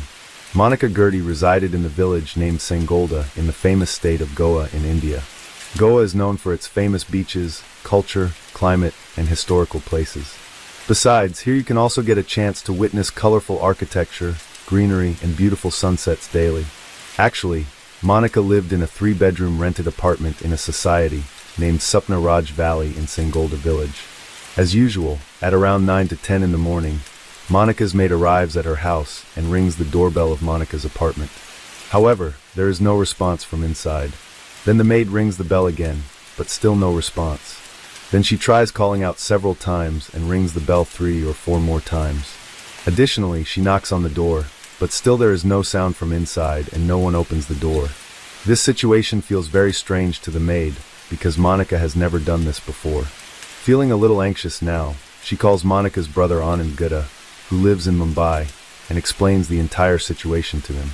After this, Monica's brother Anand calls Monica's phone, but there is no response from the other end. He keeps trying to connect with his sister through calls, but Monica doesn't pick up the phone. After that, Anand calls Monica's neighbor, who lived in the adjacent apartment, and Monica had also left a duplicate key to her. Shortly after Anand's call, the woman arrives outside Monica's house with the duplicate key. She then opens the door with the same duplicate key, and as soon as Monica's neighbor and her maid enter the house, both scream because Monica was lying straight on the bed, and hands were tied behind the bed, and there was no clothing on the lower part of her body. Additionally, Monica was not moving at all. Seeing all this, Monica's neighbor immediately calls the police. Soon after, the Goa police arrive at Monica's apartment with some lady police officers, an ambulance, and doctors. However, when some doctors cover Monica's body and check her pulse, it is found that Monica has passed away. Afterwards, the dead body is sent for post-mortem, and then the room is searched. The police searched the room, but the surprising thing was that there was no evidence of forced entry anywhere in the entire apartment. There were eggshells in the room, suggesting they had been eaten recently. Then Monica's purse was checked, but apart from some debit card bills, the police found no evidence in it. Now to find evidence, the police consider examining all the CCTV footage in the society, but then they find out that there are no CCTV cameras installed in that society. Besides this, the police also question the people living in Supna Raj Valley. However, nobody has seen any suspicious person entering or leaving Monica's house in the past day. Nevertheless, the police also investigate from the angle of theft, but nothing was missing from Monica's flat that could indicate that this murder was committed for theft. Looking at all these things, the police believed that whoever murdered Monica had some information about her, because no one forcefully entered the flat, and nothing was stolen from the house. However, Monica was married, but due to some disputes, she had been living alone for a year. Therefore, the police's suspicion first falls on Monica's husband, Barath Ramanrutham. After that, the police interrogate him about this murder, but nothing comes to light during the interrogation that would make them suspect him. In fact, Monica was the daughter of a former judge in Mumbai, Ramesh Kurda, and she was initially a photographer, but later she started researching on perfumes. After this, in a short span of time, she became a successful perfume expert. Due to her profession, Monica was quite famous not only in her society, but also throughout the city, often seen hobnobbing with big businessmen. Therefore, as soon as news of murder surfaced, the entire state of Goa was in shock. At that time, this was the news running on every news channel in the country, and the public wanted to know who the mystery killer was. Meanwhile, Monica's post-mortem report also arrives, revealing that Monica died due to suffocation, and it also becomes clear that she was raped. Anyway, the police had investigated the case from every angle so far, but they had neither found any suspects nor any clues. But then, during the investigation that evening, a police officer suddenly remembers that they had found some debit card bills from Monica's purse, but they hadn't found any debit card during the entire search. Afterwards, the Goa police approached the bank regarding the bills of that debit card and request to check the transaction details of that card. It is found out that on the morning of October 6th at 6 o'clock, this card was used at an ATM in Porvorim area. Porvorim is merely 4 to 5 kilometers away from Sapnaraj Valley. Following this, the police instruct the bank to keep an eye on this card, and also scrutinize the CCTV footage of the ATM in Porvorim. The face of the boy who withdrew money from that card was captured on the ATM camera. Subsequently, with the CCTV footage in hand, the Goa police reached Sapnaraj Valley. As soon as the local Sevis footage, they recognize the boy shown in the footage immediately, and identify him as Raj Kumar, who used to be the old security guard here. However, he was fired from his job 2 months ago on charges of theft. For the Goa police, this was a major success, because for the first time in this case, the police had a name and a face of suspect. Now, when the police check Raj Kumar's background, they find out that Raj Kumar, 21, is from Bathinda city in Punjab state, and there have been several theft cases registered against him before. The police had all the information about Raj Kumar, but the challenge now was how to catch him.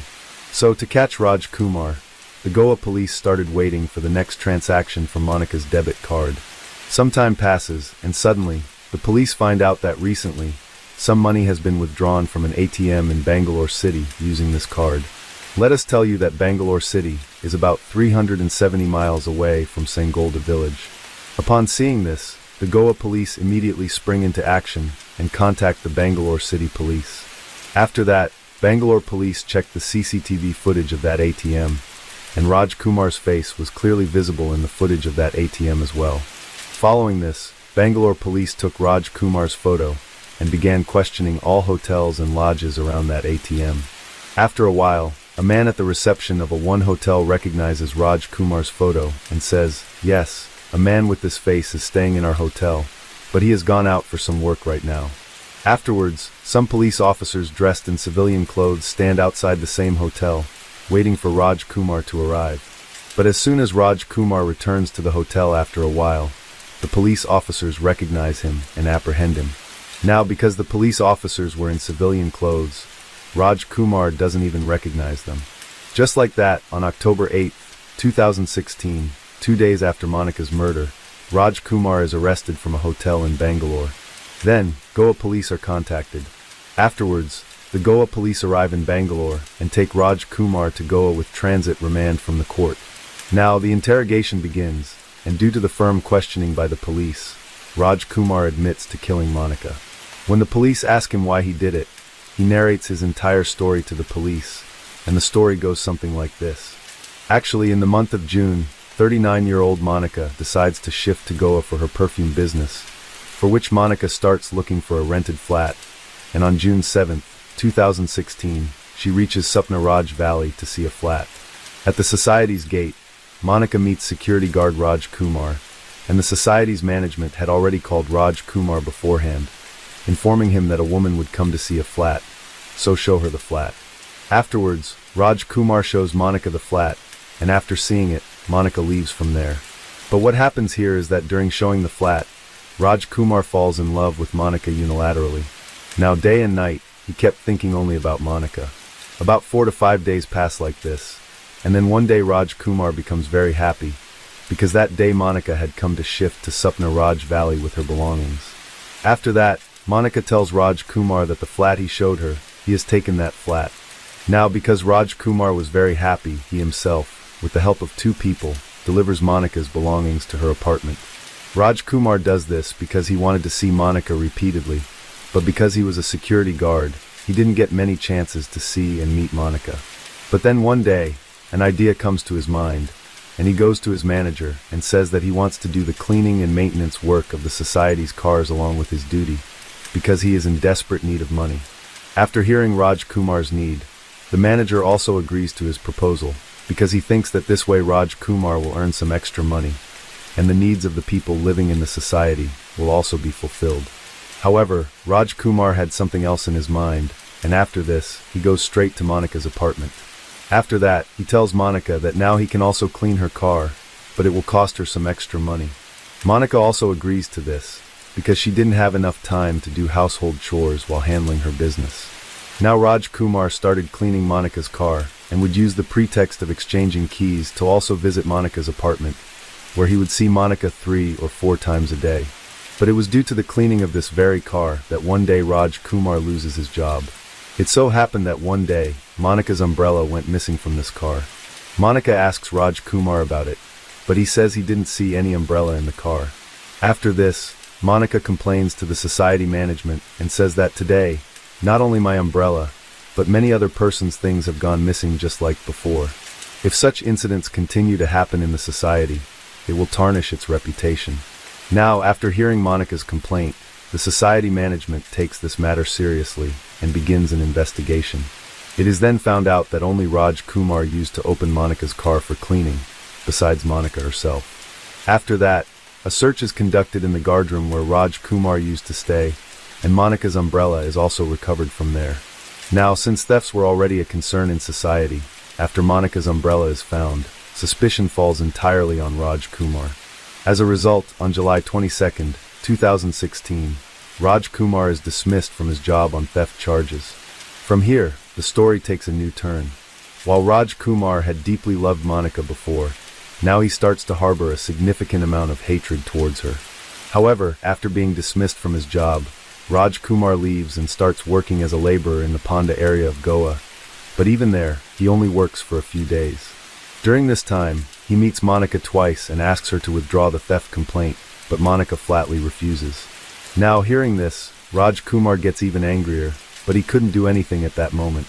After that, Raj Kumar arrives in Chennai in search of a job, then goes to Mumbai from there, and finally spends some time working in Pune city. Everywhere, Raj Kumar earns his living by doing odd jobs, but when he doesn't find any decent job anywhere, he returns to Goa on the 2nd of October, 2016. But this time, he had something planned in Goa. There was still a lot of hatred against Monica in his mind. The very next day, that is, on the 3rd of October, in the afternoon, Raj Kumar reaches Sapna Raj Valley again. He enters the society through the main gate, and by chance, no one sees him entering. Then he goes straight to Monica's apartment below, but he notices that Monica's car is not parked there. Seeing this, he understands that Monica is not at home at the moment. However, instead of leaving from there, Raj Kumar decides to wait for Monica to arrive in the society. Now, because Raj Kumar knows every route in the society, he decides to hide on the terrace of the society because, generally, no one comes to the terrace. Meanwhile, Raj Kumar keeps looking down repeatedly and checks Monica's car, but even after the whole October 3rd passes, Monica's car is not seen. Then the next day, October 4th comes, but Monica's car still doesn't show up, and then October 4th also passes. On October 5th, Monica's car was checked several times by Raj Kumar since morning, but it wasn't seen. Now, it had been almost 2 days since he stayed on the terrace. There was neither food to eat, nor anything to drink on the terrace during this time. Many times, Raj Kumar felt like leaving from there, but the fire of revenge didn't let him go, and fueled by this vengeance, Raj Kumar spent more than 48 hours hungry and thirsty on the terrace. Around 3 to 3:30 p.m. on October 5, 2016, Raj Kumar came down once again, and this time he saw Monica's car parked. This meant that Monica had returned home. Seeing this, there was a strange smile on Raj Kumar's face, but then he went back to the terrace and started waiting for darkness. After that, he comes downstairs around 6:30 in the evening and rings Monica's flat doorbell. When Monica asks who, Raj Kumar identifies himself as a security supervisor. Hearing this, Monica opens the door, but as soon as she does, Raj Kumar forcefully pushes her and then shuts the door from inside. Before Monica can comprehend anything, Raj Kumar takes out a knife from his pocket and warns her, "If you make noise, I'll stab you." Still, Monica screams loudly to protect herself, but Raj Kumar covers her mouth with his hand. Then Raj Kumar takes Monica to the bathroom, intimidating and controlling her. After that, he forcefully takes Monica to the bedroom at knife point, lays her on the bed, ties both her hands behind the bed first, then ties both her legs as well. Now Raj Kumar demands money from Monica at knife point. Upon seeing herself trapped, Monica also gets very nervous, so she tells the Raj Kumar, "Take all the money in the purse." After that, the Raj Kumar empties Monica's entire purse. About 4,000 Indian rupees come out of the purse, like $48. But the Raj Kumar's desire is not satisfied with that, and he asks Monica for more money. So Monica says, "I only have this much money right now. If you need more money, I have a debit card, take it and withdraw money from the ATM." The Raj Kumar didn't know how to use a debit card. Still, he learns from Monica how to use it. So systematically, Monica tells him the way to withdraw money, how to insert the card into the ATM machine, then select the language, and then how to enter the secret PIN. And along with that, she also tells him her debit card's PIN number. I think maybe in that situation, Monica feels that now Raj Kumar will leave her and go from here, then she will complain to the police, and Raj Kumar will be caught through the location of the debit card. But Raj Kumar takes the money and card and puts a cloth in Monica's mouth. After doing all this, he now knew that Monica could not do anything. So he leaves from there with great confidence, and then goes to the kitchen. He takes out water from the fridge, boils the eggs, eats them with great ease, and there was no hurry for him. He was eating and drinking with great comfort, because he knew that Monica lived alone in that flat. Now he also takes out ice cream from the fridge and eats it. Besides, he also eats chocolate, meaning that all the hunger and thirst he had been suffering for 2 days on the terrace is satisfied now. It was around 12 o'clock at night by all this. When his stomach is full again, he returns to Monica. He takes her phone, although it was locked, but Raj Kumar's unlock it by forcing Monica. Then Raj Kumar opens an adult site on her phone, and forcibly shows her 3 adult videos. Feeling all this, Monica becomes even more anxious because she realized that Raj Kumar was not going to let her go now. Then Raj Kumar unties the rope from Monica's legs and removes all the clothes from her waist down. Then he fulfills his desire that had been in his mind since the first day he saw Monica.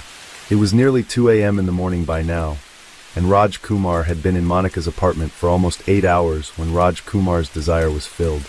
He gets nervous for the first time when the question arises in his mind whether Monica knows him well, and if he leaves Monica alive, she will tell the police about it, and then the Raj Kumar will be punished. So the prince lifted a pillow from the same bed and began to suffocate Monica's mouth and kept pressing until she died. Then the Raj Kumar got up from there comfortably and went to the bathroom again. After that, Raj Kumar shaved his beard, then he bathed, and at 3:30 a.m. on October 6, 2016, in the darkness, he sneaked out of the Sapna Valley stealthily. Then at 6 a.m., after withdrawing money from the ATM, he went to Bangalore, where the police arrested him. After hearing the entire story, all the police officers were quite surprised. After that, the Goa police gathers all the evidence against Raj Kumar. Then, on January 6, 2017, a 228-page charge sheet is present in court charging murder, rape, and robbery. However, the trial of this case is still ongoing. Let's see when the criminal will be punished. If there is any update in this case, we will update you through the channel's community post.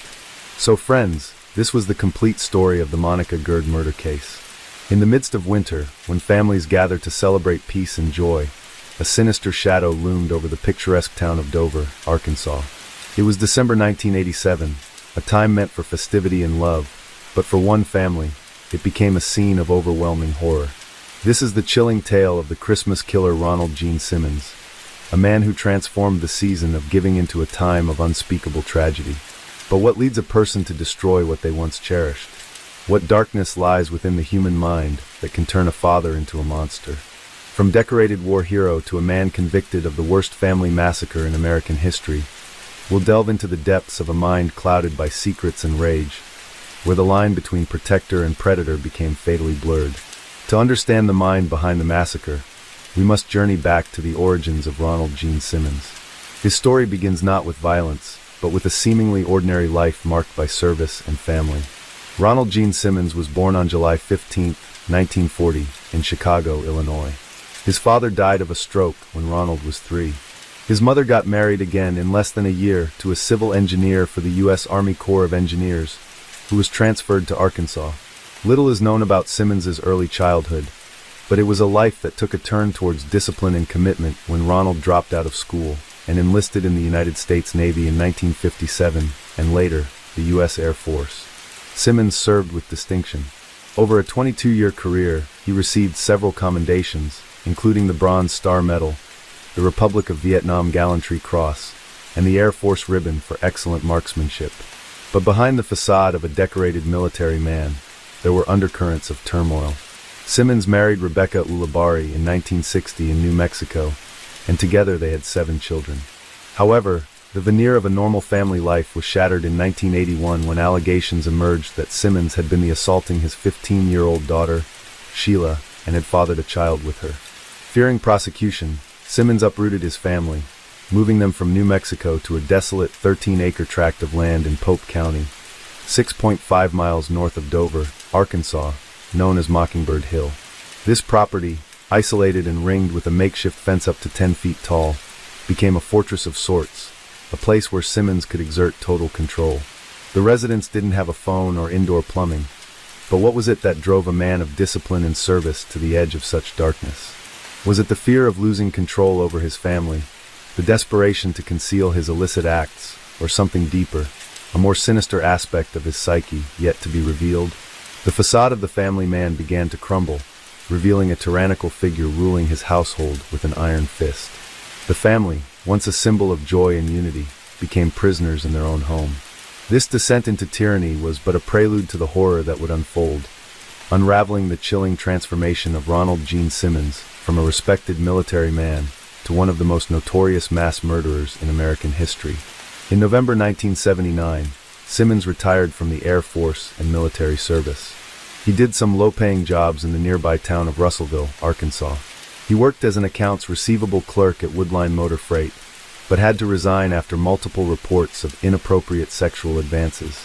He worked for about a year and a half at a Sinclair mini-mart, but had to quit on December 18, 1987, because of low wages.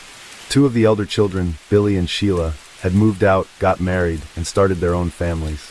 So by the time of the murders, there were only 7 people living in the house.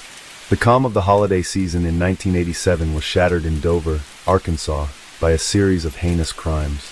Ronald Gene Simmons' descent into murderous madness began shortly before Christmas, on December 22nd. The Simmons family home, once a haven of domestic life, turned into a chilling stage for an unthinkable act. Ronald Gene Simmons, armed with a .22 caliber pistol, commenced a killing spree that would become the worst family massacre in American history. His first victims were his wife, 46-year-old Rebecca, and eldest son, 26-year-old Ronald Jr., bludgeoned with a crowbar and shot. And he strangled Ronald Jr.'s daughter and his granddaughter, 3-year-old Barbara. Their demise was just the beginning. Simmons lay in wait for his other children, feigning a festive spirit, only to mercilessly end their lives. One by one, later that day, the Dover school bus dropped off the younger kids for their Christmas break from school. In a macabre ritual, Simmons systematically strangled and drowned his younger children, displaying a level of brutality that defies comprehension. The youngest victims, mere toddlers, met a similar fate, their innocence stolen in the most atrocious way. Simmons told them he had gifts for each of them, which he wanted to give one at a time, then strangled them and held under the water in a rain barrel. First to receive her gift was his eldest daughter, 17-year-old Loretta. His 3 other children, 14-year-old Eddie, 11-year-old Marianne, and 8-year-old Becky were murdered in the same brutal manner. He then dumped the bodies in one of the cesspits he had made his children dig days before. But the horror did not end there. On December 26th, as the rest of the world celebrated, Simmons' remaining family members arrived for a holiday dated, unaware of the nightmare that awaited them. 23-year-old Simmons' son Billy, his 21-year-old daughter-in-law Renata, and their child were the next to fall victim to his unfathomable rage. Billy and Renata were both shot dead. Their bodies were left by the dining room table next to the decorated Christmas tree with unopened gifts and covered with their own coats and some bedding. Then their 20-month-old son Trey was strangled and drowned. The same fate befell his 24-year-old daughter Sheila, her 33-year-old husband Dennis, and their children. Simmons strangled his and Sheila's child, 6-year-old Sylvia, and finally his 21-month-old grandson Michael. The bodies were meticulously laid out, a grim tableau that defied any sense of humanity. He then covered their bodies with coats. Sheila's body was laid on the dining room table and covered with Rebecca Simmons' best tablecloth. He wrapped the bodies of Trey and Michael in plastic sheeting, and they were left in abandoned cars behind the Simmons home. Simmons then embarked on a chillingly ordinary series of errands, his actions of stark contrast to the carnage he had just inflicted. He drove to a Sears store in Russellville to pick up Christmas gifts previously ordered for his family. That night, he went out for a drink at a local bar. When he returned home, he spent the night and the next day drinking beer and watching television surrounded by the dead bodies of his family. On December 28th, the killing spree spilled over into the town of Russellville. In the morning, Simmons drove a car that had belonged to his son, Ronald Jr., to a Walmart in Russellville and purchased a second firearm. Fueled by a mix of revenge and rage, Simmons targeted those he felt had wronged him. The violence was indiscriminate, claiming the lives of acquaintances and strangers alike. His former workplace, a law firm, became the stage for his continued rampage. 24-year-old Kathy Kendrick, a secretary who had rebuffed his advances, was his first victim. She was fatally shot. The brutality continued at the Taylor Oil Company, where he shot and wounded the 38-year-old owner, Russell Taylor, who was also the owner of Sinclair Minimart, from which Simmons had recently resigned. He also killed a complete stranger in the building and shot at another employee before exiting the building, but missed. In Sinclair Minimart, Simmons shot and wounded 2 more people. He then shot his former supervisor, 35-year-old Joyce Butts, twice, and wounded her in the office of Woodmine Motor Freight. She survived and testified later that Simmons had yelled at her during a previous argument about wages. The entire rampage lasted 45 minutes. 2 people were killed and 4 wounded. Simmons' final act was as perplexing as it was chilly. He said to the secretary in Woodmine Motor Freight, "I just wanted to kill Joyce. Just Joyce. I've gotten everybody who wanted to hurt me." Simmons surrendered to police without resistance, his spree of violence concluding as abruptly as it had begun. But the most heinous of his crimes were yet to be discovered. Simmons sat silently in his cell and stared at the wall. He refused to speak to investigators or even his attorneys. He didn't say a word during the interrogation. But when he was asked about his family, Simmons' eyes got red and started to well up. His lips started to quiver. The police got suspicious. They couldn't reach his family, so 2 officers drove to the isolated home. The investigation began on the chilling grounds of the Simmons family home. Here, detectives encountered a scene that defied belief. Family members' bodies laid out with a chilling meticulousness. It was a tableau that spoke volumes about the mindset of the killer. In the aftermath of this unprecedented massacre, questions swirled. What drove a father, a husband, a war veteran to commit such unspeakable acts against his own family and community? And what can we learn from this tragedy to prevent such horrors in the future? In the wake of the horrific murders committed by Ronald Gene Simmons, law enforcement faced the daunting task of piecing together a puzzle that spanned both family tragedy and public rampage. As the probe widened to include Simmons' subsequent attacks in Russellville, the challenge for investigators was to understand the connection between the family murders and the seemingly random acts of violence that followed. The evidence gathered was overwhelming. Firearms, witness testimonies, and Simmons' own actions painted a picture of a man who, after committing an unspeakable act against his own family, sought to extend his vengeance to those he perceived had wronged him in the wider community. In a case that stunned even seasoned investigators, the question wasn't just who had committed these crimes, but why. What drives a man to annihilate his family and lash out at the world around him? The arrest of Ronald Gene Simmons brought an end to the immediate threat, but it was just the beginning of a quest for justice and understanding. The prosecution's task was to unravel the mind of Simmons, to present a narrative that could make sense of the senseless. As the investigation progressed, more disturbing details emerged. Allegations of abuse, control, and a life led under the tyranny of Simmons became the focus. Each piece of evidence added another layer to the dark portrait of a man who had lived a life of deception and brutality. In the courtroom, the full extent of his crimes would come to light, bringing some answers, but also leaving haunting questions about the nature of evil. What kind of man lurked behind the annihilation of his family and terrorizing a community? Simmons' life was marked by strict discipline and control, traits honed during his military career. But beneath the surface of this structured exterior lay a tumultuous inner world. Allegations of sexual assault within his family suggest deep-seated pathological behavior.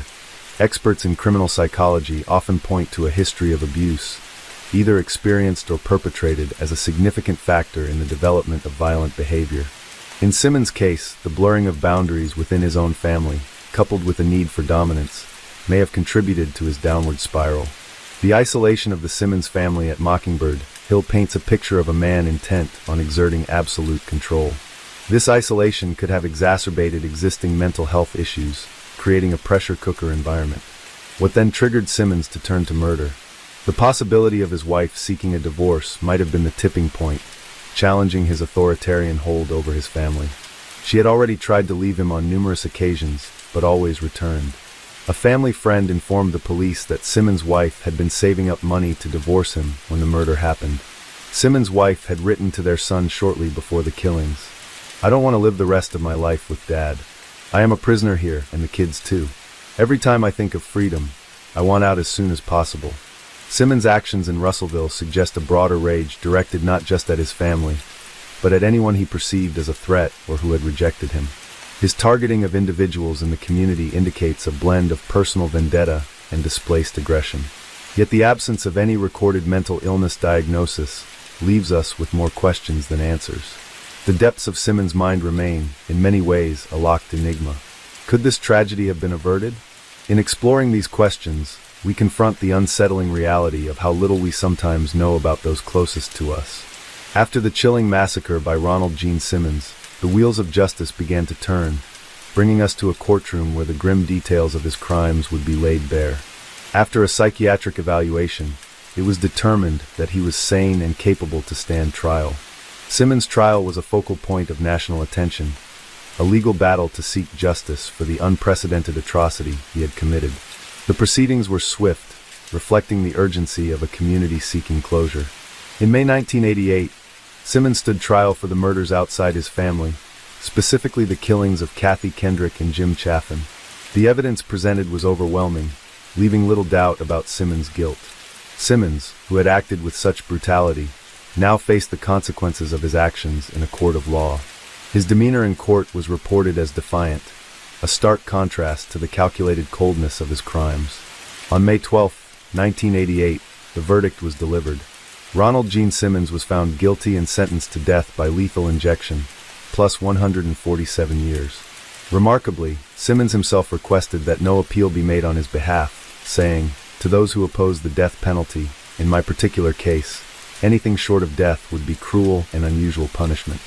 Because of this, he had to be separated from other prisoners on death row. His life was in danger, as they believed Simmons' refusal to appeal his death sentence was jeopardizing their prospects of escaping their own executions. The second trial, for the murders of his 14 family members, began in February 1989. Here, the prosecution delved into the harrowing details of the family massacre, painting a picture of a man driven by control and rage. During the trial, a shocking moment unfolded. Simmons lashed out in court, punching the prosecutor and attempting to seize a deputy's gun, an act that only added to his infamy. This happened after Simmons' letter to his daughter Sheila was introduced, in which Simmons said, "You have destroyed me, and you have destroyed my trust in you. I will see you in hell," after she had disclosed that he was her child's father to the police. On February 10, 1989, Simmons was found guilty of 14 counts of murder. The judge, undeterred by Simmons' outburst, handed down another death sentence. This rapid succession from trial to sentence was unprecedented, reflecting the severity of the crimes. The execution warrant for Simmons was signed by Arkansas Governor and later President Bill Clinton on May 31, 1990. All visitors, including legal counsel and clergy, were refused by Simmons. On June 25, he died via the fatal injection method he had chosen in the Cummins unit. This was the shortest period from sentence to execution to death in U.S. history, since the death penalty was reinstated in 1976. His last words were, "Justice delayed finally be done is justifiable homicide." Nobody claimed his body, and he was buried in a common grave in Lincoln County, Arkansas. As we reflect on the legal proceedings against Ronald Gene Simmons, we are left to ponder the balance between justice and understanding. The case of Ronald Gene Simmons is a stark reminder of the potential for hidden dangers within our own homes, and it's crucial to recognize early warning signs. FBI profilers and psychologists suggest vigilance for certain behaviors, patterns of control, isolation, and abuse within a family. These can often be precursors to more violent actions. In cases like Simmons, where the perpetrator isolates the family, the intervention of external agencies becomes critical. Neighbors, friends, and relatives need to be attentive and proactive in reporting any suspicions. But perhaps the most profound lesson lies in understanding the human psyche. Simmons' case demonstrates the complex interplay of psychological factors that can lead to such extreme behavior. What led Ronald Gene Simmons to commit such heinous acts? The answer lies in a complex web of control, abuse, and psychological instability. His desire for dominance, coupled with deep-seated issues likely stemming from his abusive behavior within the family, set the stage for tragedy. Simmons' military discipline, juxtaposed with his chaotic personal life, created a volatile mix. The isolation and control he exerted over his family only fueled his capacity for violence, and when his authority was threatened, possibly by a looming divorce, it may have been the catalyst for the massacre. John Harris, one of Simmons' defense attorneys, said of his abused family, "I think he felt like they're going to take him out. He's going to take them out first."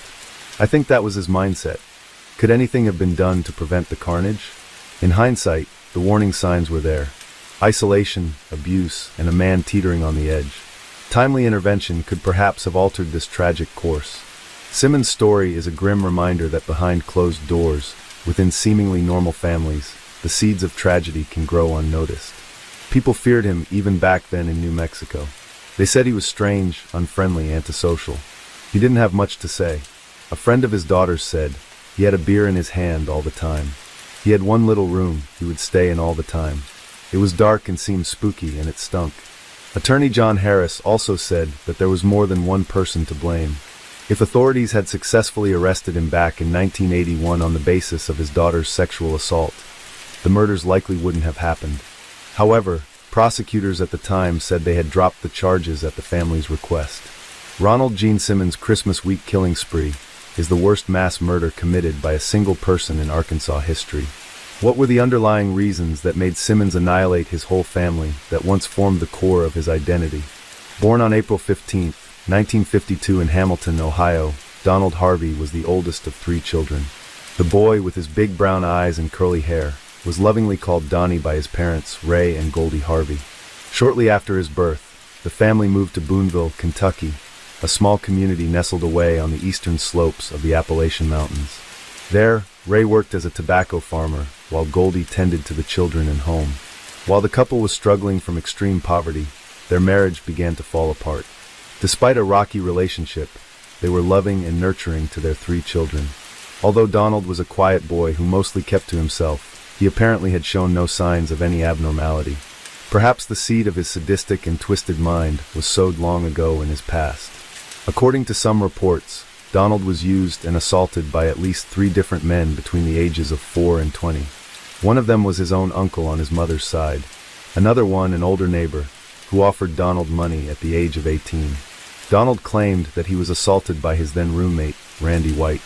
Though a traumatic past is no excuse for heinous crimes, it might be a point of discussion for psychologists and criminal profilers. In school, Donald always seemed to be a loner and antisocial. He rarely participated in extracurricular activities, opting instead to read books. While this got him good grades, it also earned him a reputation for being the teacher's pets, which led to teasing. Following his graduation from Sturgeon Elementary School, Donald entered Boonville High School in 1968. Despite his good scores, he rapidly became bored with the daily routine, which prompted him to drop out. He later received a diploma from a correspondence school out of Chicago and got his GED the following year at the age of 16. Having no future aspirations, Donald didn't know what he would do with his life at this point. He eventually relocated to Cincinnati, Ohio, where he managed to secure a job at a local factory. Donald was doing well in this job until the work dried up at the plant in 1970, and he was eventually laid off. A few days later, his mother called him and asked him to travel to Kentucky and visit his ailing grandfather, who was recently placed in Nernout Hospital in London, Kentucky. He had no idea that agreeing to his mother's request would forever change the course of his life. While visiting his ill grandfather every day, Donald formed a trusting bond with hospital workers. In fact, they liked him so much that he was offered a job at the hospital. It was here that a terrifying journey of madness and mayhem began, which would go on to last nearly 20 years. Donald's true motive for wanting to work as a nurse's aide might not even be known. However, some people believe that he was desperate to earn money after losing his previous job. He was not a trained nurse or doctor, but the hospital staff had full faith in him. Donald's duties required him to spend hours along with patients, including changing bedpans, inserting catheters, and passing out medications. While looking after the patients was by no means an easy job, Donald's first few weeks at the hospital were uneventful. That is, until one incident with an elderly patient snapped something within him, a disturbing beginning to an unfathomable string of events. It was May 31st, 1970, and Donald was taking care of an 88-year-old stroke victim, Logan Evans. During an evening shift, he walked into a private room to check on the elderly patient, and Mr. Evans rubbed feces in Donald's face. Although the patient was most likely not in his right mind following his stroke, the incident angered Donald so much that he lost all control. The next thing he knew, he was smothering the elderly man with a blue plastic bag and a pillow. Once Evans was motionless, Donald listened to his heart rate with a stethoscope to make sure that he was dead. He then disposed of the plastic bag and cleaned him up, dressing him in a clean hospital gown and showering before notifying the nurses. After this incident, no eyebrows were raised and no questions were asked. As a creditor who just got his first taste of blood, Donald's thirst for killing only grew. The very next day, he was looking after another elderly patient, 69-year-old James Tyree. Donald, it seems, used the wrong-sized catheter on him. Tyree initially let him proceed, but then yelled at him to take it out. Donald used the heel of his hand to control him until he vomited blood and died due to an air embolism. Again, no suspicions were raised. As no one detected foul play in his first two murders, Donald became more carefree. Just 3 weeks after committing his first murder, he cut off the oxygen tank of 42-year-old patient Elizabeth Wyatt. This was the beginning of his mercy kill, as he would call his killings later. He claimed he was aware that she was praying to die and even told him she wished she could die, so he killed her to end her suffering. 4 hours later, a nurse found her dead. Again, no one questioned Donald. Since no one at the hospital became suspicious, Donald saw this as an opportunity to unleash his inner monster. Over the next 10 months, 15 patients died under his care while working at the hospital. Be it pleasure or experimentation, the methods of each murder varied. Smothering, sabotaging oxygen tanks, injecting lethal drugs, overdosing people with medication. It seems he would use almost anything to kill. When angered, his methods became more brutal. On one occasion, after an argument with a patient, Donald snuck into the patient's room and inserted a coat hanger through his catheter, puncturing his bladder and bowel. As a result of the puncture, infection set in, and the man died a few days later. Despite this brutality, Donald always considered these killings to be merciful. The self-proclaimed angel of death wanted to play God with the lives of the vulnerable, cloaking his monstrosities in a warm blanket by giving them the title Mercy Killings. March 31st, 1971, exactly 1 year after his first murder, was the last day Donald worked at Marymount Hospital. That evening he was arrested for a burglary he committed while drunk. In his drunken stupor, Donald incoherently confessed about the murders to the cops, but no one took him seriously. Donald ultimately faced charges of petty theft. Instead of serving prison time, he paid a hefty fine. Although Donald managed to remain free, this incident changed the course of his life for a brief time. For the next few months, Donald tried to get his life back in order and eventually found work as a part-time nurse's aide at Cardinal Hill Hospital in Lexington. In June of 1973, he started a second nursing job at Lexington's Good Samaritan Hospital. He worked both jobs simultaneously until deciding to move on to other positions. Between August 1974 and September 1975, he worked first as a telephone operator in Lexington and then as a clerk at St. Luke's Hospital in Fort Thomas, Kentucky. For some reason, Donald was able to control his urge to kill during this time. It's possible that he simply did not have the same access to the patients as he did at his previous workplace, which could also explain why he shifted from job to job during this time. Despite his efforts to keep his killing urges in check, his inner demons slowly became increasingly more difficult to manage, finally driving him across the state line into Cincinnati, Ohio. In September 1975, Donald moved back to Cincinnati, and within weeks, he started working the night shift at the Cincinnati VA Medical Hospital. He worked there as a nursing assistant, housekeeping aide, cardiac catheterization technician, and autopsy assistant. As he became more comfortable in a hospital setting once again, he started right where he had left off. Since he worked at night, he had very little supervision and unlimited access to all the areas of the hospital. Over the course of the following 10 years, Donald would end up murdering at least 15 patients while working at the hospital. To relish all his crimes, he even kept a detailed diary of his murders and took notes on each victim. These grisly details included sprinkling rat poison in a patient's dessert, pressing a plastic bag and wet towel over the mouth and nose, injecting cyanide into an intravenous tube, adding arsenic and cyanide to orange juice, injecting cyanide into a patient's buttocks, and many more. It's basically his Virgil letter. Yet the depravity of his crimes did not end there. Throughout his murder spree, Donald was experimenting with different methods based on medical journals. He was studying for hints as to how to better conceal his crimes. Cyanide soon became his favorite tool for murder. He'd mix it into the victim's food or pour it directly into their gastric tube. Over the years, he amassed an astounding 30 pounds of cyanide, which he had slowly pilfered from the hospital. He would keep his deadly supply at home for safekeeping. I started using morphine because it wasn't controlled that much in Kentucky, especially in Smuff's Bones in 1970. And I did implode a couple of headliners. I used cyanide, I used arsenic, I used adhesive cleaner, a plastic bag tip. Despite all the deaths, Donald Harvey always managed to stay under anyone's radar. He had carefully set up all of his killing to look like accidents or natural causes. Donald even earned himself the nickname the Angel of Death and the Kiss of Death amongst his coworkers. They all thought it was a coincidence that he was always around when these deaths occurred. Little did they suspect that their charming coworker was a silent creditor. They didn't need any permission, no. But some of the patients didn't have no one to get permission for them. They didn't have a choice, and sometimes there was no family there to make a choice for them. And I made it for them. I was being the judge and the jury and executioner.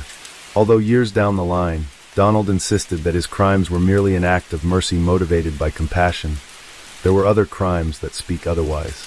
The beginning of the 1980s brought out variations in both Donald's life and his crimes. Without a doubt, these crimes were purely driven by rage and revenge. In the early 1980s, Donald briefly began dating a man named Doug Hill. The relationship was challenging from the start, as they argued on a regular basis. After one of those heated fights, Donald retaliated by slipping arsenic into Doug's ice cream. Although he survived, the incident signified the first instance where Donald tried to harm someone outside of the hospital. This was a chilling sign that the monster had begun to stretch his boundaries. Following another fallout with Doug, Donald moved in with another lover, Curl Howler, within a short period of time. The relationship was going well in the beginning before Donald suspected Howler of cheating on him. Out of jealousy, he would add small doses of arsenic into Howler's food, so that he would be too ill to leave their apartment. At this point, Donald's acts of revenge were no longer limited to his home or workplace.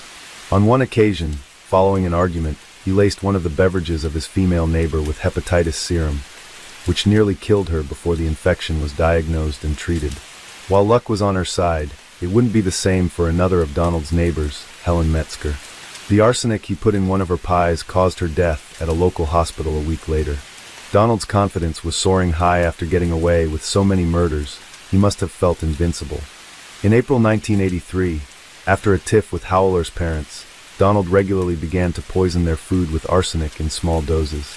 On May 1, 1983, Howler's father, Henry, suffered a stroke and was admitted to Providence Hospital. To complete his unfinished business, Donald placed arsenic in his pudding before leaving during a hospital visit. Sadly, the elderly man died later that night. Donald continued to poison Carl's mother, Margaret, off and on for the next year, but was unsuccessful in his attempts to kill her. In January 1984, Howler broke up with Donald and asked him to move out. Needless to say, Donald was not happy about it. Unable to accept the rejection, he spent the next 2 years trying to kill his former partner with his poisonous concoctions. As a means of revenge, Donald even went to great lengths in an unsuccessful murder attempt against one of Howler's female friends. Though he managed to land Howler in the hospital at one point, his attempts to eliminate him from the face of the earth had failed. The first cloud of suspicion that loomed over Donald's head was on July 18, 1985, when security guards noticed Donald acting suspiciously and decided to search his gym bag. Inside the haversack, the guards discovered a .38 caliber pistol, hypodermic needles, surgical scissors, gloves, a cocaine spoon, various medical texts, 2 occult books, and a biography of serial killer Charles Sobridge. Fined $50 for carrying a firearm on federal property, Donald was then given the option to quietly resign from his job rather than be fired. Call it a stroke of luck or pyrrhing negligence from law enforcement's side, none of these ever appeared in his work record, and the hospital authorities did not open an investigation to determine if the man was responsible for any other crimes while working at the hospital. It took Donald 7 months to secure another job at a local hospital. In February of 1986, he started working as a part-time nurse's aide at Drake Memorial Hospital in Cincinnati. Unaware of his past and impressed by his performance, his new employers soon offered him a full-time position at the hospital. Before long, Donald settled back into his old routine. Over the next 13 months, Harvey murdered another 26 patients and attempted to kill several more by disconnecting life support machines, injecting iron to veins, causing suffocation, and injecting arsenic, cyanide, and petroleum-based cleaners. The 2-decade-long murder spree came to an end with one last murder. On March 7, 1987, a 44-year-old patient, John Powell, mysteriously died. Powell was on life support from a bad motorcycle accident for several months before his demise, but had since started to recover. Due to Ohio's law of a mandatory autopsy for vehicular homicide, this death landed Donald in a situation that he had never faced before. During the autopsy, an assistant coroner noticed the faint scent of almonds, which is a telltale sign of cyanide. Authorities got involved in the death following this concerning discovery. Initially, suspicion fell upon the people closer to Powell, but investigators failed to come up with any evidence or motive pointing toward any of Powell's friends or family members. So, it did not take them long to focus on hospital employees who had access to Powell's room. Donald Harvey was one of those names on the short list. To rule out their names, hospital employees at this point were volunteering to take polygraph tests. Donald also volunteered to take a test, and even bought a book on how to beat lie detector tests. But eventually, he did not go through with the test, and called in sick on the day of his scheduled appointment. If this was not concerning enough, investigators learned about his questionable department from the VA hospital, as well as his notorious hospital nickname, Angel of Death. Given the numerous unusual deaths that seemed to surround him, authorities began to focus their entire investigation on Donald. He was brought in for questioning. In the initial interrogation phase, Donald denied having anything to do with Powell's murder and portrayed himself as a victim of coincidence. It was only after hours of questioning and playing a bit of good cop, bad cop that he finally confessed to having put cyanide in John Powell's G-tube. He tried to explain that it was because he felt sorry for him and his family. He still denied responsibility for any of the other suspicious deaths. Donald was taken into custody while investigators began to look for other evidence. On August 11, 1987, Donald Harvey, 35 at the time, sat down with investigators and confessed to committing 33 murders over the previous 17 years. The number grew to 70 in total as the days passed.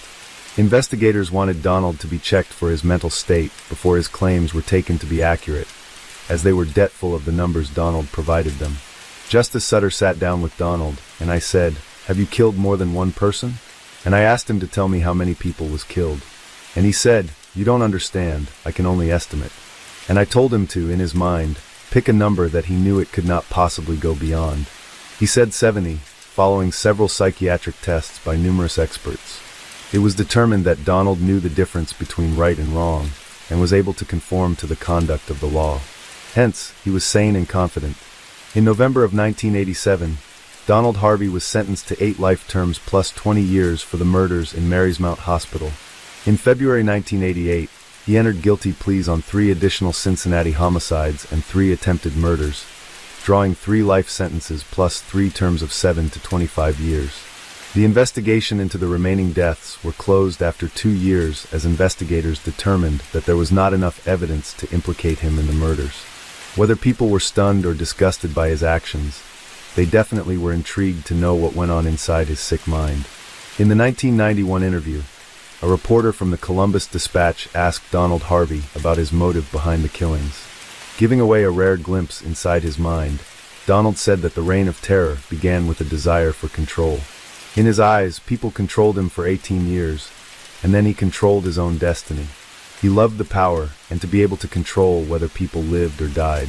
Even in the world of serial killers, Donald Harvey holds a special place. Not only because of his overwhelming kill count, but also because of his choice to kill people he personally knew in addition to his patients. According to an article published on July 23, 2001 by the Associated Press listing the worst serial killers in the United States, Donald Harvey held the number 1 place, even surpassing the notorious John Wayne Gacy. While everyone expected Donald Harvey to spend his days behind bars, and unlike his unfortunate victims, die a natural death, destiny had something else in store for him. On March 28, 2017, 64-year-old Donald Harvey was found badly beaten inside his cell in protective custody at the Toledo Correctional Institution in Lucas County. He would die 2 days later at the age of 64 from blunt head trauma due to skull fracture and brain damage. Months after the death, an inmate named James D. Elliott, serving 37 years for numerous burglary offenses, would later write the Toledo Blade and confess to the murder. In those letters, Elliott confessed to punching and stomping on Donald in his cell. He said he grew up in Kentucky near some relatives of Donald's victims and claimed that he committed the crime to give them some closure and peace of mind. Hopefully, everyone from our area will take some solace in the fact that one of their own gave Harvey the punishment that he should have gotten from the courts, Elliott was quoted as writing. In September 2019, Elliott was sentenced to life in prison after pleading guilty to the murder of the infamous Angel of Death. To his last day, Donald Harvey insisted that the majority of his killings were out of mercy. But the truth is, in the process of becoming a murderer from a nurse, Donald appointed himself the judge, jury, and executioner over people's lives. Perhaps because he was not caught for decades, he assumed it was his right to control other people's lives. The case of Romina Núñez, several years ago, literally shocked the whole of Spain with its unimaginable cruelty and cynicism. The very situation in which this unfortunate young woman found herself, we can say typical. Her husband beat her and she kept silent, hoping that he would change. However, the denouement of this story shocked even experienced investigators who have seen everything in their practice. The victim's body was never found, only a fragment of it, which the sea threw ashore. But how did it happen? And could the tragedy have been avoided?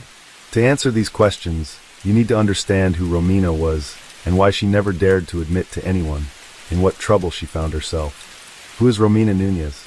Romina Celeste Núñez Rodriguez was born in the fall of 1990 in the city of Asunción, the capital of Paraguay, and was the eldest of 2 daughters in a poor working-class family.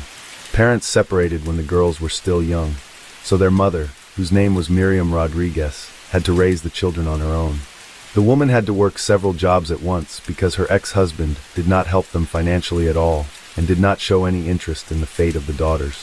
When she was still a schoolgirl, Romina got a job in order to help her mother and younger sister somehow. At the age of 17, the girl began a romantic relationship with a guy whose name was Christopher. He wooed her beautifully. They made plans for a joint future.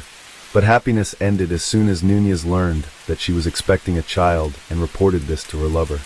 The young man immediately gave the chosen one an ultimatum. Either she terminates the pregnancy, or they part forever.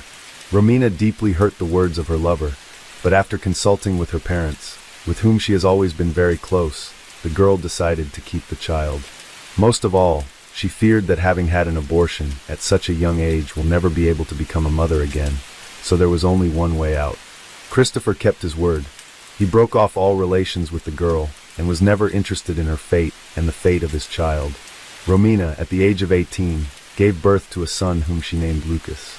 However, with the advent of a baby in the family, and so deplorable financial situation worsened even more. Money is catastrophically lacking, and mother Romina had to now support and grandson moving to Spain. Romina depressed by the situation. She wanted to somehow correct the situation and help her family. But find a decent job with good pay in Paraguay, she still could not manage.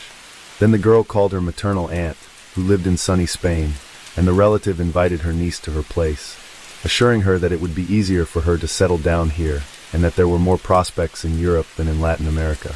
Not thinking long, the girl packed only the most necessary things, and having earned an airplane ticket to Spain, went on the road. She left her 2-year-old son in the care of her mother and sister for a while, deciding that she would pick him up as soon as she found a new place to live and a stable job. In the late summer of 2010, Romina flew to Madrid and from there traveled to its suburbs, the provincial town of Alcobendas, where she settled in the house of her aunt.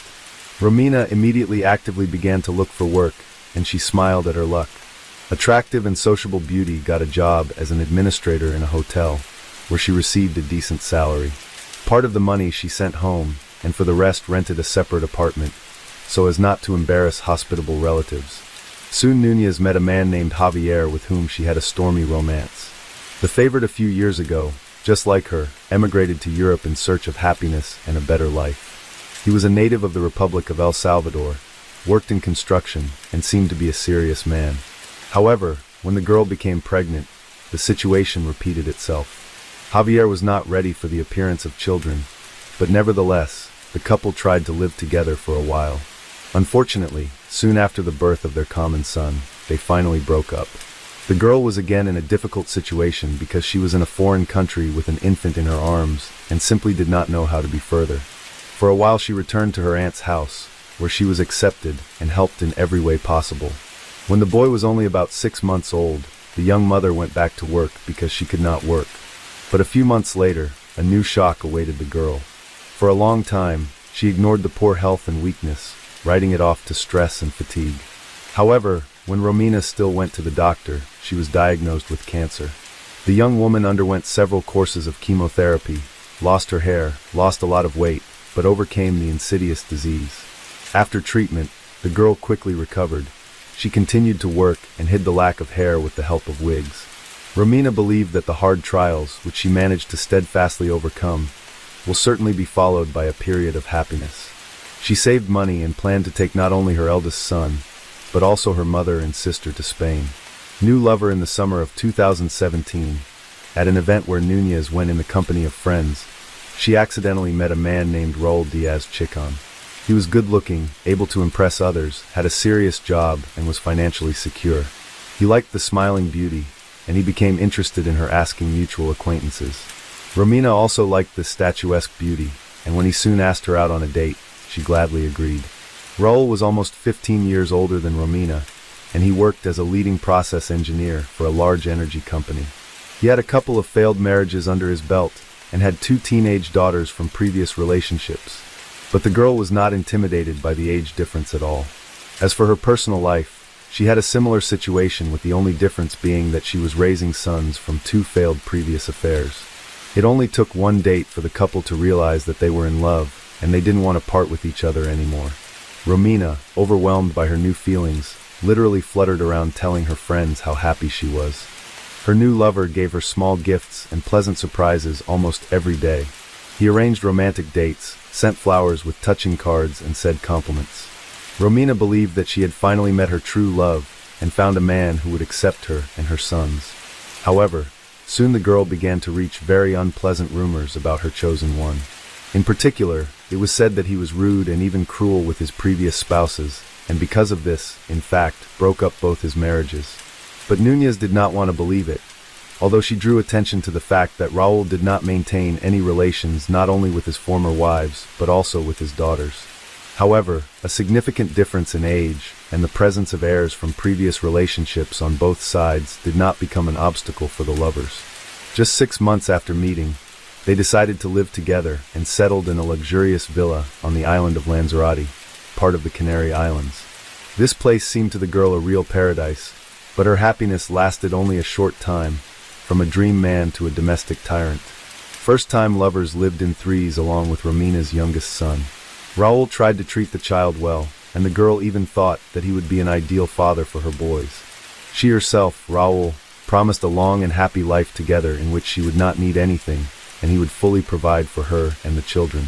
The girl in love believed the words of the chosen one, and when he offered her to become his lawful wedded wife without hesitation, agreed. But only Raul insisted that they need time for two, so that they could be alone and enjoy each other's company in full after the wedding. In fact, he not only did not want to take Romina's eldest child from Paraguay, but also dreamed of getting rid of her youngest son. However, the young mother believed her lover and did not listen to what her friends told her, who noted the strange behavior of the man.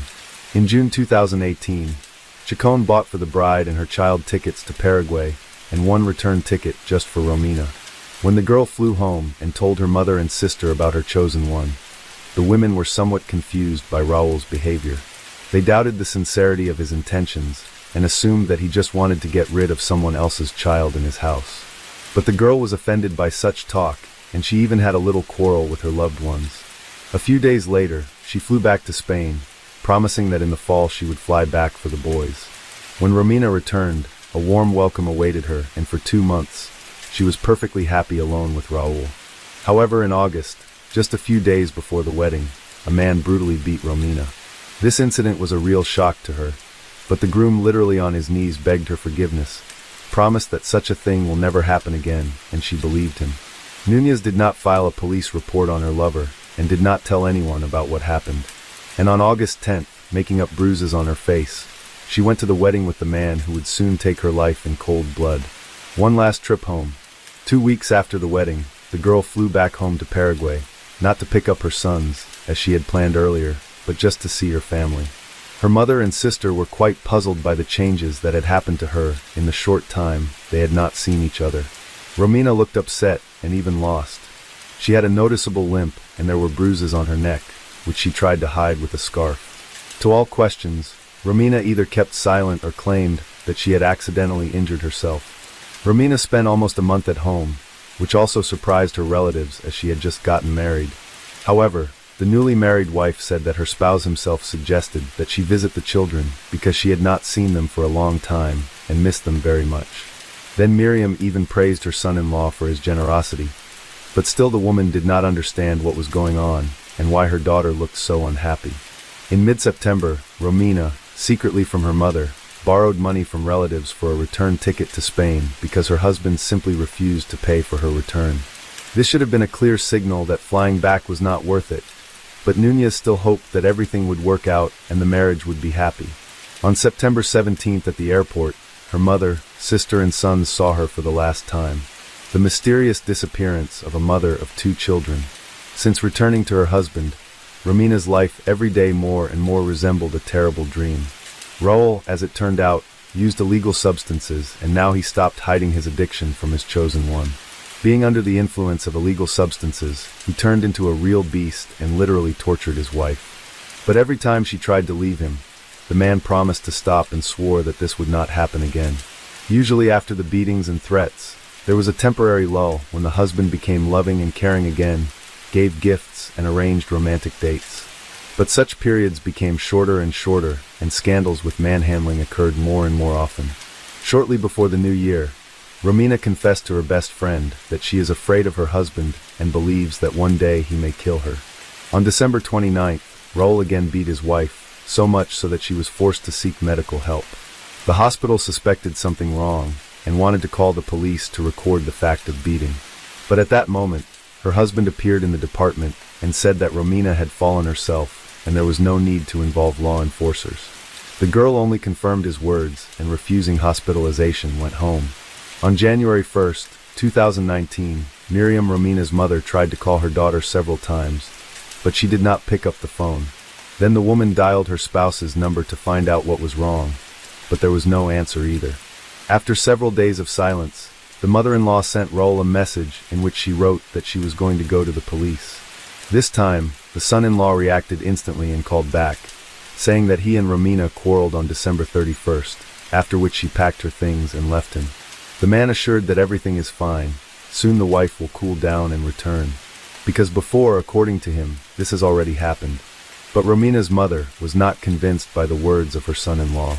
She felt that something had happened to her daughter and insisted that Raul went to the police. Only on January 8th, under pressure from relatives of the wife, Raul still filed a report on the disappearance of his wife. However, this time he told a slightly different story, adding that after the quarrel, his wife had taken his money, and he thought that Romina might have flown to Paraguay to visit the children. So he was not particularly worried until his mother-in-law called him yesterday. What is Raul hiding? Raul was constantly confused in his testimony and contradicted himself, which caused a lot of questions and suspicions. Then the law enforcers seriously decided to take him seriously, as well as to find out how the couple's life had been. Having questioned friends and relatives, they realized that not everything was not smooth in this marriage. Romina repeatedly complained to loved ones about her husband's abuse, but never went into details, and others often noticed bruises and abrasions on her body. It was decided to put Ciccone under secret surveillance, and all his telephone conversations were tapped. But the man seemed to sense that he was being watched, and for a long time behaved extremely cautiously, not giving any clues or reasons to suspect himself of anything. Nevertheless, the investigation continued, and soon it became known about the visit of Núñez to the hospital on December 29th with signs of serious beatings, and how her husband almost forcibly took her away from there, forbidding her to go to the police. And a few months earlier, Romina did file a domestic violence report, but withdrew it the next day. A week later, Raul calmed down a bit, and in a telephone conversation with his relative who worked in the police, blurted out that his wife was no longer alive, but her body would never be found. This was a good reason for the man's arrest as the main suspect in the case, and his detailed interrogation at the station. The suspect's version of events, according to Raul, his wife had had too much to drink on New Year's Eve, and began to scandalize him, demanding that he immediately move her children into their home. And when he said he was not ready for that, she threw a tantrum, started fighting, and throwing at him everything she could get her hands on. Then the man allegedly left the house for a couple hours until everything settled down, and when he returned, he found Romina in the bathtub without signs of life. According to his version, the woman suffocated. She was very drunk, but he was afraid that he might be suspected of involvement in her death, or even accused of murder. So Raul decided to remove all traces, and then report her disappearance. But the way he admitted he had disposed of the body shocked everyone. Sikkim said that he decided to burn the woman's body on a barbecue in the courtyard, and since they lived in a luxury complex with a large surrounding area, the neighbors could not see what he was doing outside his house, and could not smell the odor produced by the burning of human flesh. However, Raul miscalculated because the barbecue did not work on the principle of a crematorium, and in a few hours the remains were not burned. Then he took them out of the fire, divided into parts, packed in different bags, and a couple of days later rented a car, which took the dismembered body in the wild and deserted part of the island, where he threw into the sea from the rocks. The search for the body and evidence police spent weeks combing the shoreline in and around the areas where Raul said he dumped bags of his wife's remains. Divers were also involved in the search for body fragments on the bottom, aviation, and a considerable number of volunteers. But all efforts did not bring any results. Meanwhile, on January 16th, Romina's husband was formally charged with domestic violence, as well as the murder of his wife. This came after his home was thoroughly searched, using specialized equipment and luminol, which revealed numerous washed-up traces of blood in various rooms. It was also found that the man had been ordering caustic soda, used to remove organic contaminants, and paint from the internet. As it turned out, in one of the rooms on the second floor, he was so thoroughly mopping up a bloody stain on the flooring that he damaged it and decided to paint over it. According to the version of the investigation, it was in this room that the suspect dismembered the body of his spouse. Moreover, there on the floor was found a broken fragment of Romina's fingernail with traces of blood and Raul's epithelium, which could indicate that the victim was alive and resisted. Also in the bathroom, on the tiles on the wall, they found Romina's contact lens stuck on the wall, which could have gotten there from a strong blow to the face. Unfortunately, despite their best efforts, law enforcers were unable to find any remains. But at this point, the station received a call from a tourist who reported that a lung fragment had been thrown onto the beach. He could not say with certainty whether it belonged to a human or an animal, but having heard that a body was being searched for on the coast, decided to report his find to the police. Toward the end of February, an expert examination confirmed that the lung fragment found belonged to the missing Romina. Trial and conviction. Despite the evidence found and the results of the examination, Raul continued to insist on his innocence. He stuck to his initial theory that the woman had drowned herself in the bathtub while highly intoxicated. Although evidence found in the house indicated a fierce struggle, the man also said he did not use any implements or tools to dismember the body. He allegedly tried to burn it completely on a barbecue, and afterwards the remains, due to prolonged exposure to the fire, fell apart on their own. And he just put them in bags and took them away. Such a claim was untrue for several reasons. First, the body of the adult Romina could not have been placed on the fixture in his yard. Secondly, even after prolonged exposure to such temperatures, the bones could not become so fragile that they could fall apart without the use of tools. And in order to separate the lung from the body, it was necessary to open the chest, which could not be done with bare hands. The investigation failed to establish how exactly Raul took the life of his wife, but judging by the traces of struggle found in the house, it was suggested that he could beat her to death. There was also no doubt that Ciccone had dismembered her body in the very room where he later had to repaint the floor to cover the bloody traces. Raul's trial was delayed by the COVID pandemic, so the sessions were repeatedly postponed and rescheduled. During this time, Raul changed several lawyers, and under pressure of evidence, he did admit that he had accidentally killed his wife during a scuffle, rather than finding her dead in the bathtub, as he had previously claimed. Nevertheless, he continued to insist that she was drunk and violent. It was not until June 2023 that the defendant was finally found guilty, except that the sentence Romina's loved ones considered too lenient. The man was sentenced to 12.5 years for involuntary manslaughter, 2 years for proven domestic violence, 1 year for causing serious bodily harm in December 2018, when Romina went to the hospital, as well as several months for abuse of the body. On July 18, 2020, Maria Luisa Acedino checked into the Lamb Mission Hotel in Manuel Antonio, situated in the Costa Rican province of Punta Arenas. Accompanying her was her pet dog, Mafalda, a small canine she treated with utmost care, like family. The initial day passed without any notable events. Maria Luisa spent time at the beach, dined out at a local restaurant, and enjoyed some drinks, typical activities for vacationers. The following day took a significantly different turn. At precisely 16:30, Maria Luisa requested a bottle of wine, mineral water, and 2 glasses to be delivered to her room. She didn't mention expecting any guests, which led everyone to assume she was planning to relax alone. Throughout the afternoon and evening, there were no recorded movements from her room. By July 20th, hotel staff tried to contact her, but got no response. A staff member who had spoken to Maria Luisa earlier revealed that she mentioned living alone due to a recent separation from her partner, and was traveling solely with Mafalda. She also mentioned that the ongoing pandemic had adversely affected her mental health, and stressed her need for a break. With these factors in mind, and their inability to reach her, hotel staff decided it was necessary to perform a routine safety check. They found the main door locked from the inside, and then approached the emergency exit door leading to the patio. An exit specifically designed for guests with pets. This door was partially open when they approached it.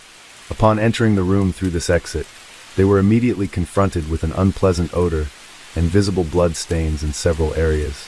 Mafalda was discovered alive, but visibly frightened in a corner of the room, and avoided contact with staff members, likely due to trauma or fear. On the bed lay a motionless figure wrapped in a sheet. It was the lifeless body of Maria Luisa Acedino. Maria Luisa Acedino was a respected anesthesiologist, highly esteemed in her field. At 43 years old, she served as the head of the Department of Anesthesiology and Rehabilitation at Sima Hospital in Escazú. Her colleagues adored her for her unwavering dedication to her profession, especially during the early stages of the pandemic, when she worked tirelessly to help patients through challenging times. Maria Luisa, as a dedicated medical professional, offered significant support to her loved ones. She arranged health insurance, coordinated medical appointments, and played a crucial role for the Acedino family. Always willing to assist whenever necessary, Maria Luisa's parents lived in Fortuna, San Carlos. This distance made it difficult for her to be with them all the time. Her friends described her as a strong, intelligent, and friendly woman who had a zest for traveling both within Costa Rica and abroad. Her impeccable reputation was well known.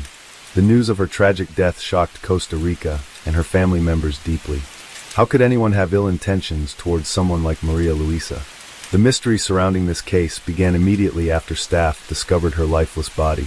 The crime scene was not only disturbing due to the violence inflicted upon Maria Luisa, but also because of the complexities that arose once her rented hotel room was accessed.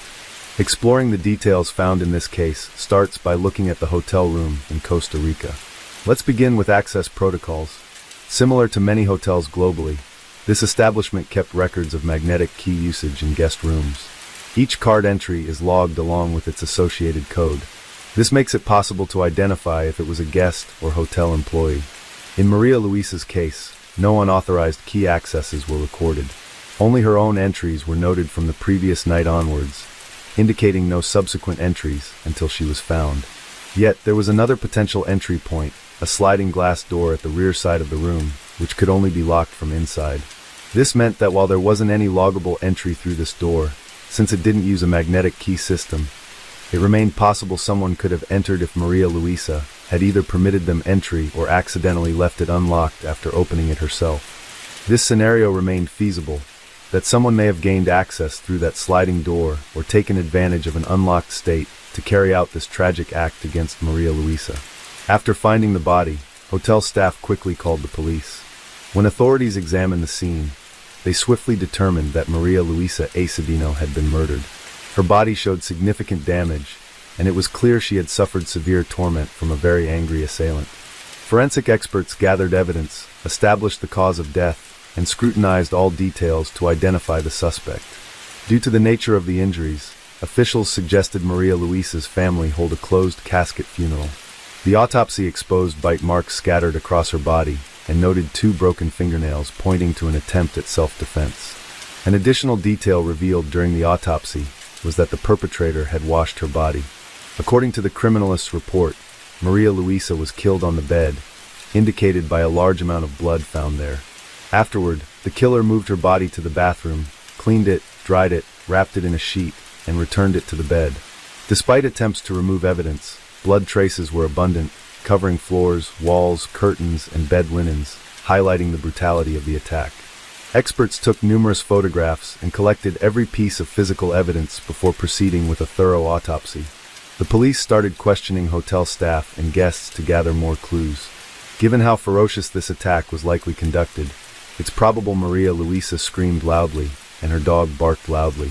However, no one reported hearing anything that night.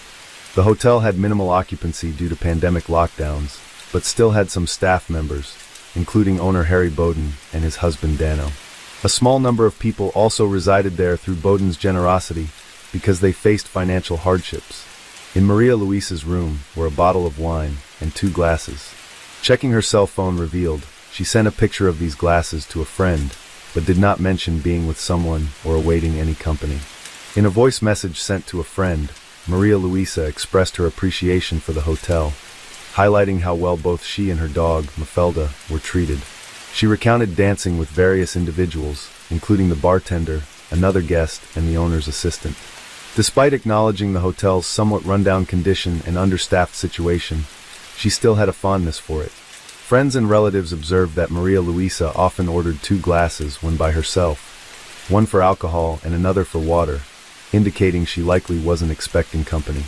This observation led to the hypothesis that the attacker was someone who had seen Maria Luisa at the hotel and noticed an open back door before attacking her. However, the extreme brutality involved in the attack suggested a deeper personal animosity.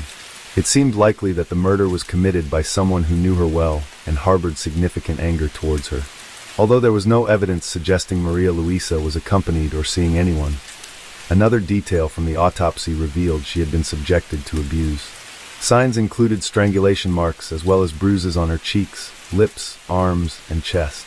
Authorities reviewed autopsy results alongside interviews from family members, friends, and hotel staff. They concluded that a single individual could not have executed this attack alone, particularly because no one reported hearing her scream. Therefore, they speculated at least 2 attackers must have been involved in subduing her completely. There was even consideration of a possible third person involved since Maria Luisa had clear signs of abuse. According to this theory, 2 attackers restrained her while a third person assaulted her. There were no indications of ropes or bindings found on her body. Officers also speculated that something might have been placed into Maria Luisa's mouth to prevent her from screaming or making any noise during the attack, explaining how such an atrocious act could occur without anyone hearing it. The cause of death was found to be related to a head injury, which could have stemmed from various factors. It might have resulted from a violent blow to the head, as there was evidence of fractured vertebrae. Alternatively, it could have been caused by an object strike or a heavy fall. Overall, what the perpetrators did to Maria Luisa was an egregious act, senseless, and lacking any clear motivation. The first suspect was identified quickly due to numerous fresh wounds on his body, resembling scratches and bruises indicative of self-defense efforts. This suspect turned out to be Torreira Martinez, an exotic dancer performing at the city's nightclubs who had been staying at the hotel during the incident. He was detained while connections to the case were explored. His footprints matched those found at the crime scene, particularly in front of the bed on the black porcelain floor. Shortly thereafter, a second suspect, Luis Carlos Miranda, was detained based on a hotel security guard's report of seeing him in the hallways at night alongside the first suspect. Following Torreira's arrest, Luis Carlos was interrogated for any potential linkage to the crime. Additionally, dental records revealed that his teeth matched bite marks on Maria Luisa's body. Testimonies from hotel staff noted that Maria Luisa had casual interactions with both Luis Carlos and Torreira, not as friends or acquaintances, but merely exchanging greetings in passing. This may have occurred because there were only a few guests in the hotel at that time, leading them to encounter each other multiple times. Previously, it was noted that the hotel owner helped 2 friends by allowing them to stay on his property due to their financial struggles and the ongoing pandemic. These friends were Luis Carlos and Teodra Herrera. Given the matching footprints and bite marks found at the scene, police reasonably decided to question Harry Barton, who owned the hotel. During the inquiry, Harry disclosed that on the night of July 19, 2020, he and his husband were dining with Luis Carlos and Teodra Herrera in their apartment situated within the hotel premises. After dinner, all 4 men proceeded to a private pool area. Harry further revealed that Luis Carlos managed the hotel's website and marketing tasks, while Herrera worked as a cook and bartender in exchange for their accommodation. Initially, the relationship among the 4 was distant. However, over time, a friendship blossomed between Harry, his husband, and the 2 friends. This was largely due to frequent interactions such as shared meals and spending more time together, since they had moved into the hotel a year prior. Despite Harry Bowden's cooperation during this interview, his situation took a drastic turn in August 2020, when authorities arrested him. This action followed dental records confirming that 2 bite marks on the victim's body matched his teeth. This revelation brought further truths to light. Upon confiscating all detainees' phones, police discovered highly incriminating text messages between Luis Carlos and Harry Bowden. These texts showed Luis inviting Harry for intimate activities involving observing another woman, a correspondence occurring just days before the incident. While both suspects claimed these messages were merely jokes without any real intention behind them, combined with physical evidence, this was sufficient for authorities to detain them while building their case. Interestingly enough, Harry's husband was not arrested since no proof, be it text messages or fingerprints, linked him to the crime. Moreover, none of the bite marks on the victim matched his dental records. Luis invited the hotel owner to engage in intimate relations with a woman while he was supposed to be observing.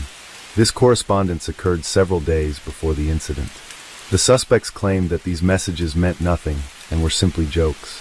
However, together with physical evidence, this justified keeping them in custody while building the case. The only one who wasn't arrested was Harry's husband due to lack of evidence, no text messages or fingerprints.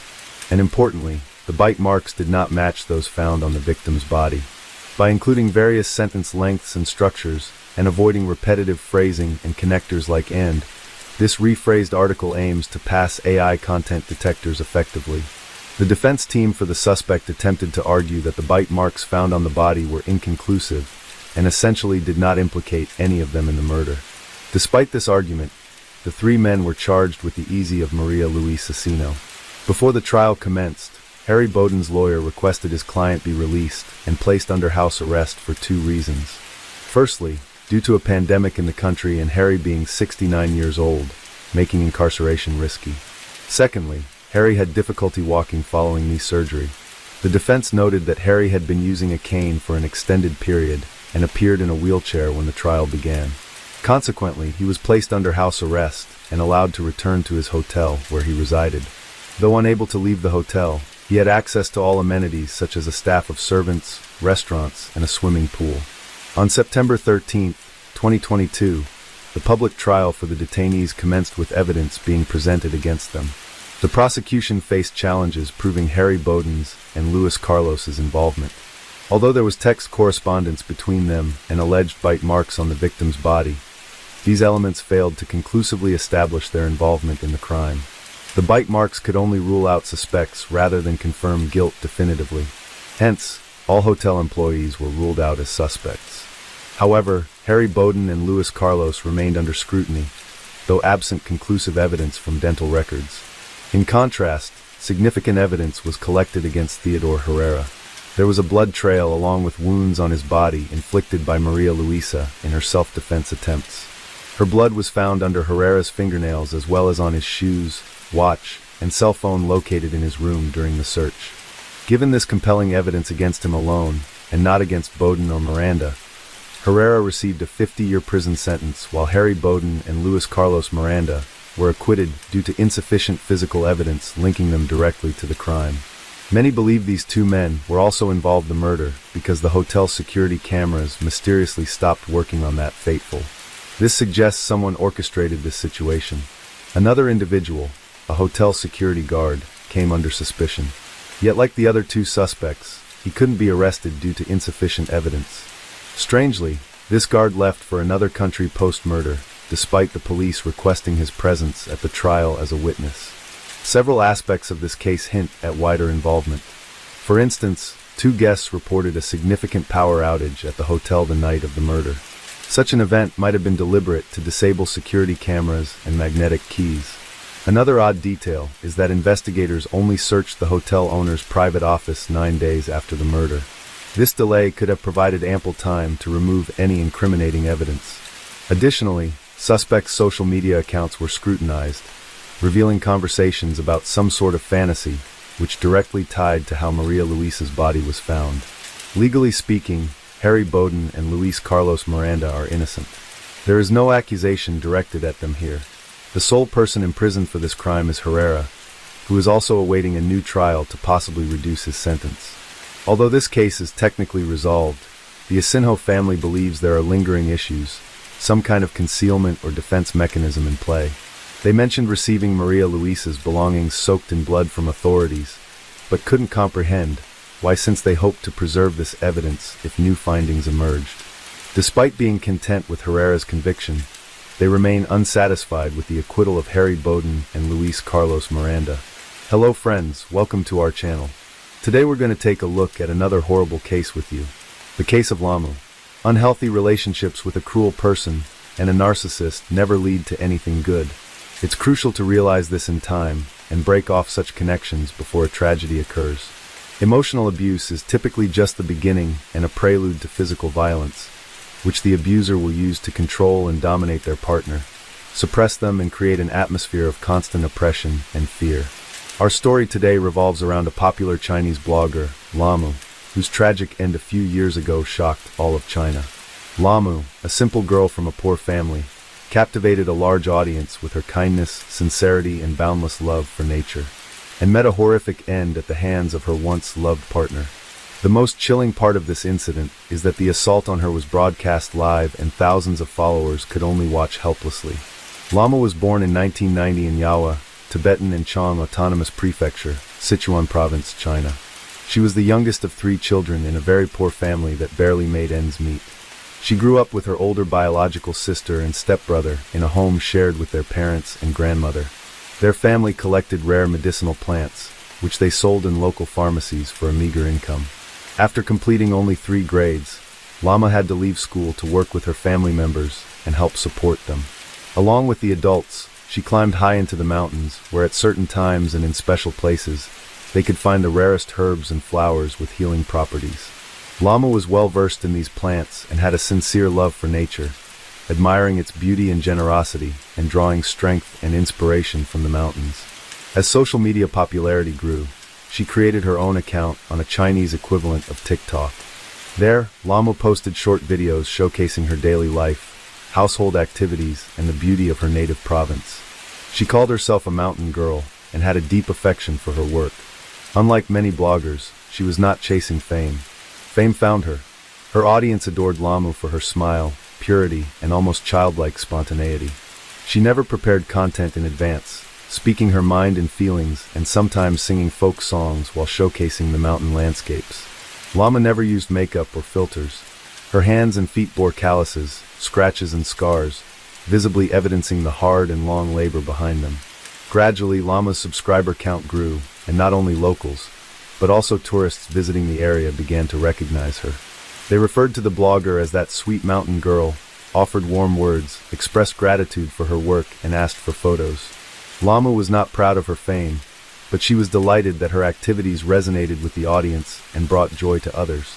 In her youth, Lama constantly went to the mountains with her parents and older sister. But as her sister grew up, got married and moved to another province, and her parents, due to age, could no longer climb high or for long, Lama took on all the work herself. She detailed to her followers the flora of the local area, explaining which specific flowers and herbs had what properties, how to collect them, and how to use them as food without accidentally harming the body. During certain seasons, Lama could spend several weeks alone in the mountains, gathering medicinal plants. She showed how she set up camps for the night, cooked her meals over a campfire, shared local legends and beliefs, and returned with a large and heavy backpack that seemed to weigh more than she did. But this strong, brave, and hard-working beauty never elicited pity, because she glowed with happiness when engaging in her beloved activities in the mountains. Despite returning tired, worn out and with bloody calluses, and despite never complaining about her tough fate and hard daily labor, Lama long avoided one topic. She did not discuss her personal life because she suffered for many years at the hands of her abusive husband, Tong Li, enduring beatings and humiliations. But she tried not to show that she was deeply unhappy. Tong Li was also a native of Sichuan province, born in 1990 into a simple and quite modest family. His parents adored their youngest son, indulging him from an early age, always striving to spoil and please him. At the age of 12, he quit school and started working as a courier, delivering groceries to local stores. He earned little but kept all the money to himself, not helping his family at all. Even then, the teenager began to show signs of greed, avarice, and narcissism. He believed the world revolved around him, that others owed him, but he owed nothing to anyone, desperate to become wealthy. He was willing to do anything, even break the law, and that's precisely what happened. At 15, Tong left home, fell in with the wrong crowd, and began dealing in banned substances and petty theft. He also dabbled in gambling, and took pride in getting away with it. He aimed to earn respect in the criminal underworld, become rich, and escape the poverty he grew up in. Sometime later, Li's parents opened their own small spice and tea shop, investing all their efforts and resources into it. The business quickly took off, generating a decent income, and the family soon became well off by local standards. At that point, Tong decided to return home and offered to help expand and promote the family business. In reality, he just wanted to live off his relatives who worked hard daily. Tong considered himself successful and wealthy, spending money on personal luxuries, boasting to friends about his expensive items, and behaving selfishly, even claiming the store's success as his own. Meanwhile, he kept in touch with local criminals, maintaining a separate under-the-table business with them. First love, Tong and Lama met when they were just 17. The young man was so enchanted by her beauty, kindness, and sincerity that he was head over heels in love. He courted her earnestly, giving gifts, and it seemed he was ready to change for her, become more mature and serious, and cut ties with the criminal world. The young and naive Lama quickly fell for his charms, believing she had met her Prince Charming with whom she would be happy. No one had ever courted her so diligently before, and no one had tried so hard to win her over. Soon, the young couple developed a romantic relationship that lasted almost 2 years before they decided to make it official. As soon as Tong turned 19, he proposed to his beloved, who eagerly accepted. However, their parents were not thrilled about their decision to marry. They tried to dissuade the young couple, believing they were too young to start a family. But the young lovers wouldn't listen to anyone. In 2009, they got married and the newlywed wife moved into her mother-in-law's house, Lama's personal hell. Initially, married life seemed quite blissful. Tong tried to be a good husband, left behind his bad influences and gambling, focusing on his young wife and the family business. Lama took on almost all the household duties and also helped her beloved's parents in their shop. However, it wasn't long before her husband started disappearing with his old friends again. He returned to his unlawful activities, frequently consumed alcohol, and his behavior towards his wife drastically changed. Tong was no longer the gentle, kind, and caring man Lama had fallen in love with a few years earlier. He became crude, self-centered, and aggressive. He took a portion of the store's earnings from a business where all the family members worked, except for him, claiming it as his share, and spent all the money on his own needs, entertainments, and pleasures. The couple started arguing frequently. Lama tried to reason with her husband, urging him to get his act together, work honestly, quit drinking, and stop associating with people from the criminal world. But Tong wouldn't listen to either his wife or his mother, believing no one had the right to tell him what to do. According to his parents' recollections, conflicts in their home became a daily occurrence. The situation didn't change even when Lama became pregnant. Her husband continued to vanish with his friends, and when he returned home, he was rough and aggressive. He was annoyed that his wife was now more focused on herself and their future child. He himself, like a child, demanded attention, and during one disagreement, he raised his hand to her for the first time.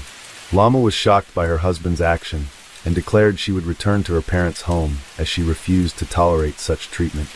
At that moment, her mother-in-law, who had unintentionally witnessed the incident, intervened. She approached her son and slapped him twice, telling him he had no right to treat the mother of his future child that way. Afterwards, the woman convinced her daughter-in-law to stay, promising that it would not happen again. Lama believed her and decided to give her husband another chance, a decision she would bitterly regret, as it was just the beginning of a real nightmare. From then on, Tong regularly became physically abusive, only to apologize afterward, crying and begging her not to leave him. Each time, Lama wanted to believe he had come to his senses and would genuinely change, but the cycle repeated over and over. When she finally decided to leave her husband, he threatened to take their son away and do something terrible to her and her parents. Frightened, the young mother stayed, fearing he would carry out his threats. From then on, their child became his main tool for manipulation and blackmail. Lamu told none of her relatives about the nightmare unfolding in her husband's home. Even her older sister, with whom she had been very close since childhood, suspected nothing. In 2012, after a long and severe illness, Lama's mother passed away, which was a huge shock for her. Her elderly father and grandmother were left virtually helpless, and she found herself literally living between two homes, managing to maintain order, cook, and help with the household chores everywhere. Meanwhile, Lamu continued to regularly climb the mountains for herbs to financially support both families. Only in the mountains, amidst the hard work, paradoxically, could she rest, be alone with her thoughts, stay and breathe freely without fear of her disgruntled husband coming home, causing a scene, and hitting her again. In 2017, the woman gave birth to a second son. Relations with her husband remained strained, and her mother-in-law had long stopped trying to intervene on her daughter-in-law's behalf, though she took on all the care of the grandchildren when Lamu went to work in the mountains. Around the same time, Lamu created her account on Douyin, Chinese TikTok, where she started posting short videos showcasing the local beauty, discussing various flowers and herbs, their medicinal properties, and how to use them. Engaging with her audience became the outlet Lama desperately needed to keep from going insane. Sometimes, she quietly sang songs for her followers, and sometimes danced against the backdrop of mountain ridges. She always appeared happy, smiling genuinely, and never once complained to her audience about her difficult fate, or mentioned the domestic violence she regularly endured. In 2019, Lama's beloved grandmother passed away, and the blogger posted a video for the first time where she was crying, expressing her deep pain over losing a family member. Her numerous followers sincerely supported her, unlike her husband, who instead of showing sympathy, became furious and struck her face because she was sobbing. In January 2020, after enduring another severe incident of violence, Lama finally decided to leave her tyrannical husband. She took her sons, moved back to her parents' home, and filed for divorce. Around the same time, Lamu recorded a new video stating that for the first time in a long while, she felt calm and confident. In the video, It was evident she tried to cover up a large bruise under her eye with concealer. However, she never disclosed to anyone the domestic abuse she had suffered for years. Regrettably, during the divorce proceedings, the court divided custody of the sons, leaving the younger child with the mother and the older with the father. This decision was a devastating blow for Lamu, and her now ex-husband unexpectedly changed tactics by romantically pursuing her again, proposing they start over and not break up the family. He swore he had realized his mistakes, wanted them and the boys to live together again, and promised to acknowledge all his past errors and never repeat them. For a couple of months, Tong put on the act of a repentant man. He gave flowers, created real celebrations for the family, tried to help his ex-wife around the house, and even joined her on mountain trips, which he had never done before. Lama's heart softened, and she believed that he had genuinely changed. By the end of March, the couple remarried. As you might guess, the fairy tale ended as soon as Lamu returned to her husband's house. Tong reverted to being cruel, mean and selfish, and within 2 weeks of remarrying, he brutally attacked his wife, nearly beating her to death. When Lamu interacted with her followers, he snatched the phone from her hands and hurled it against the wall, shattering it. Then he began to beat her with his fists and feet, giving her no chance to escape. Battered and barefoot, Lamu fled the house and immediately went to the police, seeking protection. But they only took her statement and advised her to try to resolve the family conflict on her own. After that, Lamu decided to hide from her husband in another village to avoid endangering her relatives. Enraged, her husband was ready to end the life of his runaway wife, but did not know where to find her. He assumed she might have gone to her sister's house. He visited the sister's home and began yelling, demanding she tell him where Lamu was. The woman knew nothing about it and asked him to leave. Then Tong repeatedly struck her in the face with all his might. At that moment, her husband was at work, so there was no one to protect the unfortunate woman. She suffered a fractured cheekbone and eye socket, and her nose was broken. After the second victim also filed a police report, Tong was finally held accountable administratively, but he was not arrested. Nevertheless, Tong laid low while the second divorce proceedings were underway, not attempting to contact his wife. Unfortunately, this time around, the court, in dissolving the marriage, left both sons with the father as the Lee family was wealthy and money proved to be the deciding factor. The heartbroken mother was crushed with grief. Her close ones urged her to leave the village for a while, fearing the ex-husband would seek revenge and possibly do something dreadful. However, Lamu refused, wanting to be near her boys. 3 weeks after the second divorce, Lamu went to the mountains, where she recorded a video of herself singing and dancing.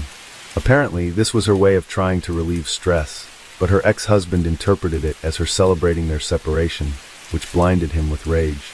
On the evening of September 14, 2020, around 8, Lama started a live stream to chat with her followers. She was dressed in a traditional Tibetan outfit, softly singing folk songs. She put a finger to her lips, whispering that they needed to be quiet, because her father and visiting stepbrother were already asleep while she prepared breakfast treats for them. At that moment, a terrible noise erupted off camera, as if someone had kicked the door in. The blogger turned pale, frozen in fear, her eyes wide with horror. She stared at the person entering, then suddenly jumped up, clearly trying to escape. The tripod with her smartphone fell camera down, but the broadcast continued. Viewers could not see what was happening in the room, but could hear everything. Heavy footsteps were heard, followed by the sound of a liquid splashing on the floor and walls. Lama started screaming for help. Then her father's voice pleaded with the intruder to calm down and put down the knife. Lama warned her family that the room was doused in gasoline and begged them to save themselves.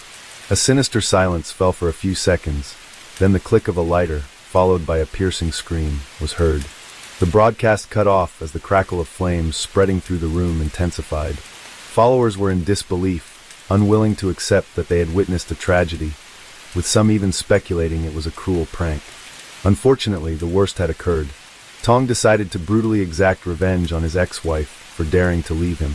He rode a motorcycle to Lama's house, bringing along a canister of gasoline and a large knife. Through the windows, he saw his ex-wife in the kitchen on the ground floor and kicked the door leading to the room. Tong caught Lama off guard. She barely understood what was happening before she tried to flee, but he prevented her from escaping. Tong doused Lama with fuel and wounded her with the knife before setting the house on fire. At that moment, her father and brother ran outside, shouting for neighbors to help. but they did not understand what was happening or the seriousness of the situation. As the flames erupted, her relatives rushed back into the house, but the old wooden beams, burning like torches, collapsed, blocking the entrance. It took firefighters about 2 hours to extinguish the fire. When they entered, they found Lamo in the room, her skin charred black and in places literally melted and stuck to the floor. Incredibly, Lamo was still breathing with a faint pulse detectable. She was immediately rushed to the hospital, where doctors were horrified by her condition. Over 90% of her body surface was burned, and her lungs had nearly cooked from the heated air and smoke. But she desperately continued to fight for her life. She was in a deep coma, and her condition was deemed critical. Nevertheless, the city's burn center was prepared to help, but the treatment cost was a staggering $1,000,000. A summer family could not afford after losing everything in the fire. Then, Lama's father decided to seek help from her followers. He wrote a letter explaining that her ex-husband had attacked her, attempting to end her life, but she had survived, and doctors held out a slim hope. However, the family simply didn't have the funds for her medical treatment. The letter was posted on her social account, along with a plea from her sister to all compassionate people to help Lamu, providing an account number for donations. The necessary funds for treatment were raised within an hour of the post, and people continued to send money. Lamu was transferred to the burn center, where she received the needed care. Her condition was stabilized, and at one point, it even seemed she might recover. However, tragically, after 2 weeks of fighting for her life, her heart could not endure any longer, and she passed away without regaining consciousness. She was only 30 years old. At the trial, Tong's mother desperately defended her son, who had inflicted such cruelty, claiming that he did it out of intense love for his ex-wife and stress from their divorce.